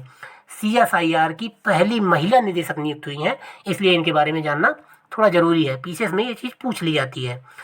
जैसे पीसीएस में एक बार पूछा गया था कि IMF की पहली महिला अर्थशास्त्री कौन है वगैरह, ऐसे सवाल पूछे जाते हैं। तो महिलाओं के बारे में कोई पहली महिला हुई है तो उसके बारे में सवाल बनना स्वाभाविक है। तो जो नल्ला थम्बी कलाई सेल्वी हैं, ये वैज्ञानिक है CSIR की। इन्हें CSIR यानी कि council of scientific and industrial research की पहली महिला महानिदेशक के रूप में नियुक्त किया गया है। क्या नाम है इनका? नल्ला थम्बी कलाई सेल्वी। और इन्हें CSIR की पहली महिला महानिदेशक नियुक्त किया गया है। वह वरिष्ठ इलेक्ट्रोमैकेनिकल वैज्ञानिक हैं। ये किस क्षेत्र में काम करती हैं? ये इलेक्ट्रोमैकेनिकल क्षेत्र में साइंटिस्ट हैं और इन्हें 2 साल के लिए महानिदेशक बनाया गया है। और जो कलाई सेल्वी हैं, ये लिथियम आयन बैटरी में अपने काम के लिए प्रसिद्ध हैं, यानी कि ये लिथियम आयन पर रिसर्च कर रही हैं, लिथियम आयन बैटरी पर रिसर्च कर रही हैं। और अभी ये महानिदेशक बनने से पहले ये वर्तमान में तमिलनाडु के CSIR केंद्रीय विद्युत रासायनिक अनुसंधान संस्थान के निदेशक का पद संभाल रही हैं। तो ये आपने जाना CSIR की पहली महिला महानिदेशक के बारे में। आगे बढ़ते हैं अगले टॉपिक की ओर। अगला टॉपिक है इंडिया की उड़ान पहल। क्या है? इंडिया की उड़ान पहल। ये पहल किसने शुरू की है? ये पहल शुरू की है संस्कृति मंत्रालय और गूगल ने। इन दोनों ने मिल के पहल शुरू की है। आपसे सवाल कई तरीके से पूछे जा सकते हैं कि इंडिया की उड़ान पहल अभी हाल ही में किसने शुरू किया है, या फिर इंडिया की उड़ान पहल संस्कृति मंत्रालय ने किस कंपनी के साथ मिलकर शुरू किया है। उसमें गूगल, माइक्रोसॉफ्ट, विप्रो ऐसी कई कंपनियों के नाम दे देगा। तो गूगल और संस्कृति मंत्रालय ने मिलकर ये पहल शुरू की है और यह पहल पिछले 75 वर्षों में भारत की अटूट और अमर भावना और इसकी उपलब्धियों का जश्न मनाने का प्रयास करती है। यानी कि आज़ादी से लेकर अब तक जो 75 वर्ष हमारे देश के बीते हैं, उसमें जो अटूट और अमर भावना रही है, हमारे देश की अखंडता की जो भावना रही है, उसका जश्न मनाया जाएगा इस पहल के तहत। तो इसका जो उद्देश्य है, अपने समृद्ध अभिलेखागार और कलात्मक चित्रों के माध्यम से नागरिकों को भारत की समृद्ध सांस्कृतिक और विरासत के बारे में परिचित करवाना है। जो इसका मेन उद्देश्य क्या है? अभिलेखागार और कलात्मक चित्रों के माध्यम से नागरिकों को भारत की समृद्ध संस्कृति और विरासत से परिचित कराना इसका मुख्य उद्देश्य है। आज़ादी का अमृत महोत्सव के एक हिस्से के रूप में इंडिया की उड़ान पहल शुरू की गई। मैंने अभी बताया ना कि आज़ादी का अमृत महोत्सव चल रहा है और इसमें ढेर सारे कार्यक्रम, ढेर सारी अभियान है वो चलाए जाएंगे। उन्हीं में से एक अभियान ये भी है और यह भारत की अटूट और अमर भावना का उत्सव है। और यह परियोजना पिछले 75 वर्षों में भारत की अटूट और अमर भावना की थीम पर आधारित है। ये मैंने आपको बता दिया। चलिए आगे बढ़ते हैं अगले और अपने आखिरी टॉपिक की ओर। जो अगला टॉपिक है वो डेलॉयट इंडिया के बारे में है। डेलॉयट इंडिया एक बहुत बड़ी फर्म है या बहुत बड़ी संस्था है, लेकिन अभी चर्चा में क्यों है? अभी चर्चा में इसलिए है क्योंकि उत्तर प्रदेश सरकार ने डेलॉयट इंडिया के साथ एक समझौता MOU मेमोरेंडम ऑफ अंडरस्टैंडिंग पर हस्ताक्षर किया है, ताकि इसे उत्तर प्रदेश की अर्थव्यवस्था को $1 ट्रिलियन अमेरिकी डॉलर तक लाने के लक्ष्य को प्राप्त करने के लिए एक सलाहकार के रूप में नियुक्त किया जा सके। मतलब कि उत्तर प्रदेश सरकार अपने बजट को या अपनी अर्थव्यवस्था को $1 ट्रिलियन तक पहुंचाना चाहती है। ठीक है ना, $1 ट्रिलियन तक पहुंचाना चाहती है। तो एक बेहतर आर्थिक सलाहकार चाहिए, एक ऐसी कंपनी जो अनेक क्षेत्रों में उत्तर प्रदेश सरकार को सलाह दे सके कि आप इस क्षेत्र में ये काम कीजिए, इस क्षेत्र में ये काम कीजिए, आप यहाँ पर इंफ्रास्ट्रक्चर लगाइए, ऐसी फैक्ट्रियाँ लगवाइए और इन कंपनियों को निवेश प्रदान कीजिए या सब्सिडी प्रदान कीजिए। तो इस तरह से ढेर सारी फैक्ट्रियाँ लगेंगी, ढेर सारा उत्पादन होगा और उत्तर प्रदेश की अर्थव्यवस्था $1 ट्रिलियन तक पहुंच जाएगी। तो इसके लिए एक विस्तृत, एक बहुत बड़ी कंपनी अनेक क्षेत्रों में काम करके यूपी सरकार को सलाह देगी। तो ऐसी ही सलाह देने के लिए डेलॉयट इंडिया नामक कंपनी को या संस्था को उत्तर प्रदेश सरकार ने हायर किया है या उसके साथ एक समझौता किया है। अब डेलॉयट इंडिया के बारे में थोड़ा सा जान लीजिए। डेलॉयट इंडिया को सलाहकार के रूप में नियुक्त करने का जो निर्णय है वो जुलाई 2022 में एक उच्च अधिकार प्राप्त समिति की सिफारिश पर लिया गया है और यह एक अंतर्राष्ट्रीय पेशेवर सेवा नेटवर्क है। जो डेलॉयट इंडिया है ये एक अंतर्राष्ट्रीय इंटरनेशनल एक फाइनेंशियल कंपनी है जो मतलब आपको सेवाएं प्रदान करती है, एक सर्विस सेक्टर की कंपनी है जिसका मुख्यालय कहाँ पर है? लंदन में, यूनाइटेड किंगडम के लंदन में है। और यह कंपनी दुनिया भर में राजस्व और पेशेवरों की संख्या के मामले में सबसे बड़ा पेशेवर सेवा नेटवर्क है। यानी कि राजस्व के क्षेत्र में अगर काम करने वाली जो पेशेवर कंपनी है उनमें सबसे बड़ी कंपनियों में से एक है डेलाइट इंडिया। 2027 तक राज्य को $1 ट्रिलियन अर्थव्यवस्था पहुंचाने के लिए सबका साथ सबका विकास नीति का एक बेंचमार्क बनाने जा रहा है ये उत्तर प्रदेश सरकार। और डेलाइट जो है ये गहन विचार विमर्श के बाद भविष्य की कार्य योजना पेश करेगी और क्षेत्रवार इसके अध्ययन करके ये योजना बनाई जाएगी। मैंने बताया ना कि डेलाइट इंडिया अब यूपी का पूरा एक गहन अध्ययन करेगी, यूपी की अर्थव्यवस्था का अध्ययन करेगी, यूपी की पूरी सामाजिक और आर्थिक व्यवस्थाओं का अध्ययन करेगी, फिर उत्तर प्रदेश को सलाह देगी, उत्तर प्रदेश सरकार को, कि आप ये कार्य कीजिए जिससे उत्तर प्रदेश की अर्थव्यवस्था $1 ट्रिलियन पहुँच जाएगी। और फिर ये जो योजना प्रस्तुत करेगी ये कंपनी, इस कार्य योजना की मुख्य सचिव की अध्यक्षता वाली एक उच्च स्तरीय समिति द्वारा जांच की जाएगी और जो मंत्रियों का समूह है, यूपी के मंत्री हैं, वो भी इस योजना की समीक्षा करेंगे। तो ये आपने जाना डेलॉयट के बारे में और उत्तर प्रदेश के साथ इसका समझौते के बारे में भी जाना। तो चलिए आगे बढ़ते हैं अगले टॉपिक की ओर। ये आज के जो 10 टॉपिक हैं ख़त्म हो चुके हैं। मिलते हैं अगले पार्ट में। धन्यवाद दोस्तों। यह हमारी जो करंट अफेयर की 1000 करंट अफेयर की सीरीज चल रही है, यह उसका 25वां पार्ट है। यानी कि 24 पार्ट अभी कवर किए जा चुके हैं और 240 टॉपिक कवर हो चुके हैं। ये 241वां टॉपिक आज हम शुरू करेंगे। तो देखते हैं आज का पहला टॉपिक क्या है। आज का पहला टॉपिक है काला आजार। काला आजार को खत्म करने का जो लक्ष्य है उससे संबंधित है। काला आजार एक रोग है और इसे खत्म करने का टारगेट बनाया गया है। जैसे टीबी को खत्म करने का एक लक्ष्य है और पोलियो खत्म करने का एक लक्ष्य बनाया गया था, ऐसे ही काला आजार जो रोग है इसे खत्म करने का लक्ष्य बनाया गया है।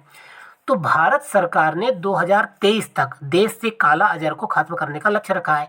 ये बहुत इंपॉर्टेंट है, याद रखिएगा कब कौन सा टारगेट बनाया गया है। तो 2023 तक काला आजार को खत्म करने का लक्ष्य रखा है।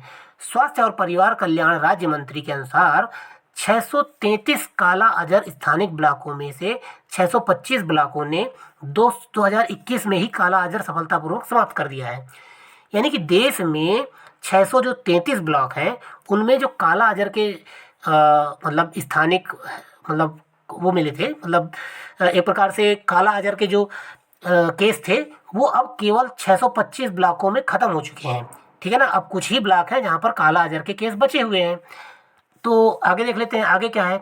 भारत जो है वो भारत का जो लक्ष्य है, भारत ने 2023 का लक्ष्य निर्धारित किया है और WHO ने कब का लक्ष्य निर्धारित किया है पूरे विश्व से काला आजार खत्म करने का? 2030। तो WHO कह रहा है कि हम 2030 तक विश्व से 2030 तक काला आजार खत्म करेंगे, लेकिन भारत ने क्या लक्ष्य रखा है? 2023 का। ठीक है ना। तो 2023 तक भारत खत्म कर देगा और 2030 तक WHO खत्म करेगा। तो आइए थोड़ा सा काला आजार के बारे में जान लीजिए। जो काला आजार रोग है इसके बारे में जान लीजिए। काला आजार जो रोग है यह एक उपेक्षित उष्णकटिबंधीय रोग है। नेग्लेक्टेड ट्रॉपिकल डिजीज है। नेग्लेक्टेड ट्रॉपिकल डिजीज यानी कि जो हमारे विश्व में, पूरे विश्व में जो ट्रॉपिकल एरिया है, जो जीरो डिग्री से उधर ऊपर 10 डिग्री और नीचे 10 डिग्री के बीच होता है क्षेत्र, उस पे मुख्य रूप से ये रोग पाया जाता है और जिससे भारत सहित 100 से अधिक देश प्रभावित हैं इस रोग से। और यह रोग लीशमैनिया नामक परजीवी के कारण होता है। यानी एक परजीवी के कारण होता है, ना बैक्टीरिया ना वायरस, ये परजीवी के कारण होता है जिसका क्या नाम है? लीशमैनिया नामक परजीवी के कारण होता है। और काला आजार जो है इसके इलाज के लिए केवल एकमात्र दवाई है, मिल्टेफोसिन। क्या नाम है इसका? मिल्टेफोसिन। तो ये आपने काला आजार के बारे में जान लिया और भारत सरकार ने इसे कब खत्म करने का लक्ष्य रखा है ये भी आपने जान लिया। आगे बढ़ते हैं अगले टॉपिक की ओर, हमारे दूसरे टॉपिक की ओर। दूसरा टॉपिक है भारत के नए उपराष्ट्रपति। अभी अगस्त 2022 में भारत के नए उपराष्ट्रपति चुने गए हैं। भारत के राष्ट्रपति भी इससे पहले चुनी गई हैं। तो राष्ट्रपति, उपराष्ट्रपति ये और इसके अलावा अटॉर्नी जनरल भी चुने गए हैं। तो और CJI भी अभी नए चुने गए हैं। तो ये जो मैं आपको ये पद बता रहा हूँ ना, राष्ट्रपति का, उपराष्ट्रपति का, CJI का, अटॉर्नी जनरल का, पॉलिटी में जाके इन टॉपिक्स को अच्छे से पढ़ लीजिएगा। इनके संवैधानिक प्रावधान, इनके जो नियुक्ति और इनको हटाने का प्रावधान, ये सारी चीज़ें पॉलिटी में पढ़ लीजिएगा कि इनसे सवाल पक्का बनेगा IAS में भी और PCS में भी। तो देखते हैं उपराष्ट्रपति के बारे में। अगस्त 2022 में एनडीए के उम्मीदवार श्री जगदीप धनखड़ भारत के अगले उपराष्ट्रपति चुने गए हैं। उपराष्ट्रपति चुनाव में उन्होंने यूपीए उम्मीदवार कौन थी, मार्गरेट अल्वा, इनको हराया। यानी अपने किस प्रतिद्वंदी को इन्होंने हराया है, मार्गरेट अल्वा। और चुनाव में जगदीप धनखड़ को 528 मत प्राप्त हुए, जबकि मार्गरेट अल्वा को केवल 182 वोट ही मिले थे। ठीक है ना। और जो जगदीप धनखड़ जी हैं वो उपराष्ट्रपति बनने से पहले पश्चिम बंगाल के राज्यपाल थे, ये भी आपको याद रखना है। तो आइए थोड़ा सा उपराष्ट्रपति के पद के बारे में भी जान लेते हैं।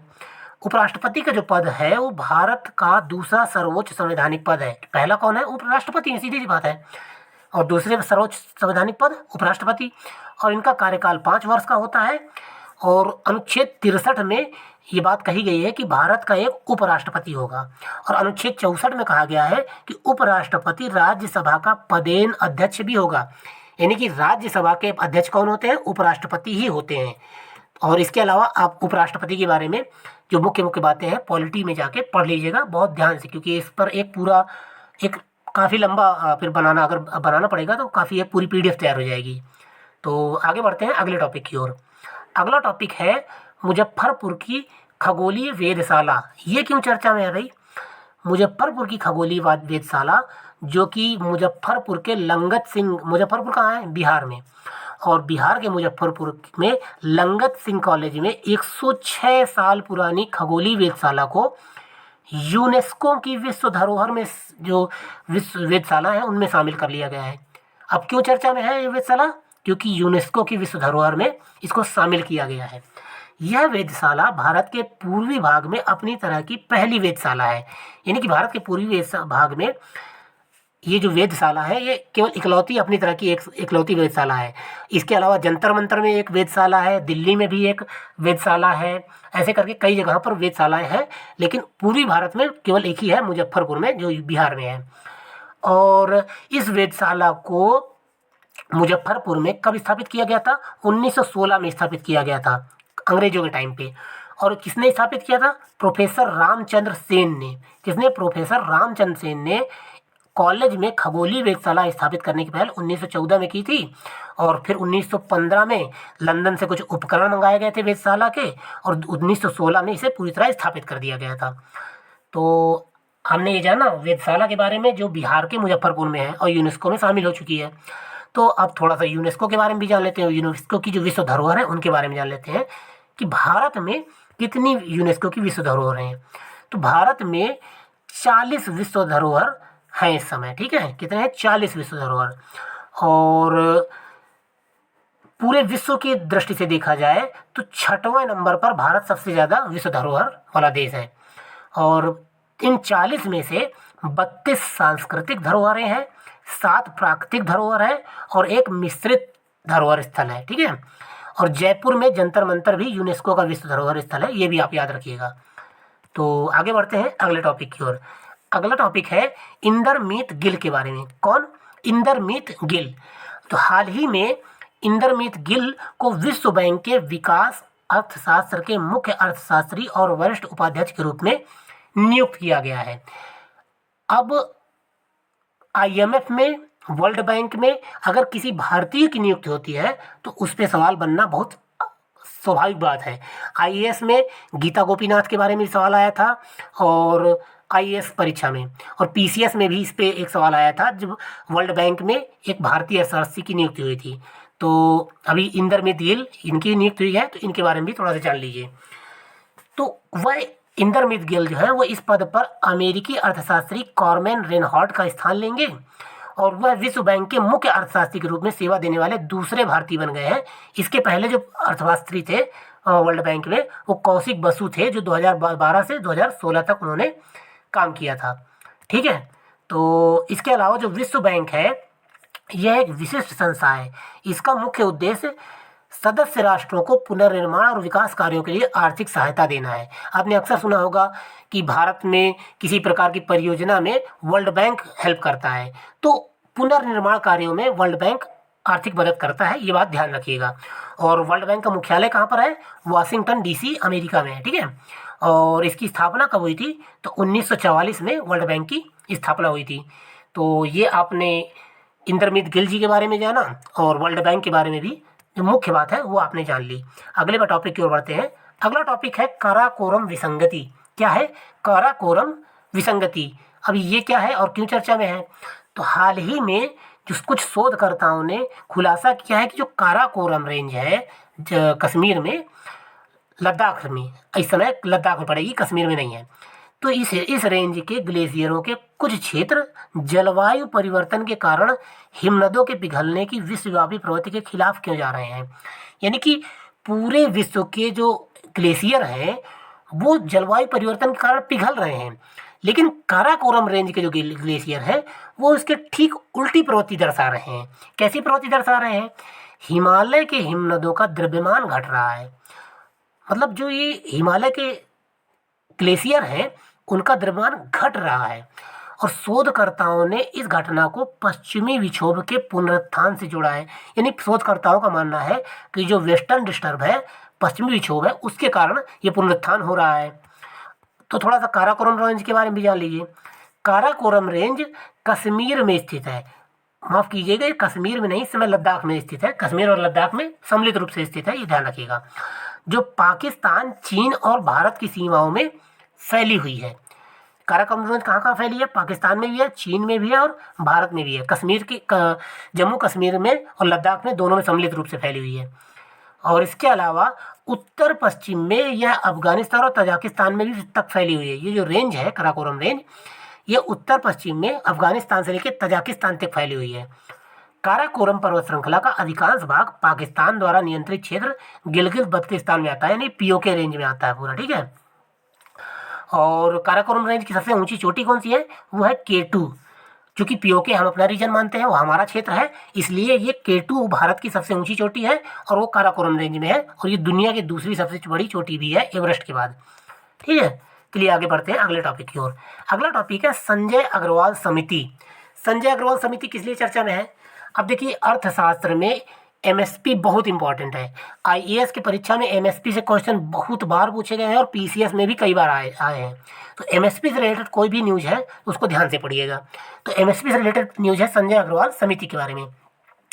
हुआ यह है कि केंद्र सरकार ने एमएसपी को और अधिक प्रभावी और पारदर्शी बनाने के लिए न्यूनतम समर्थन मूल्य यानी मिनिमम सपोर्ट प्राइस एमएसपी पर संजय अग्रवाल समिति का गठन किया है, और इस समिति के अध्यक्ष संजय अग्रवाल है। इसके अलावा कुछ 7-8 और सदस्य हैं, जिसमें नीति आयोग के सचिव हैं और इसके अलावा कुछ मुख्य अर्थशास्त्री हैं, अलग अलग मंत्रालयों के सचिव भी इसमें शामिल हैं।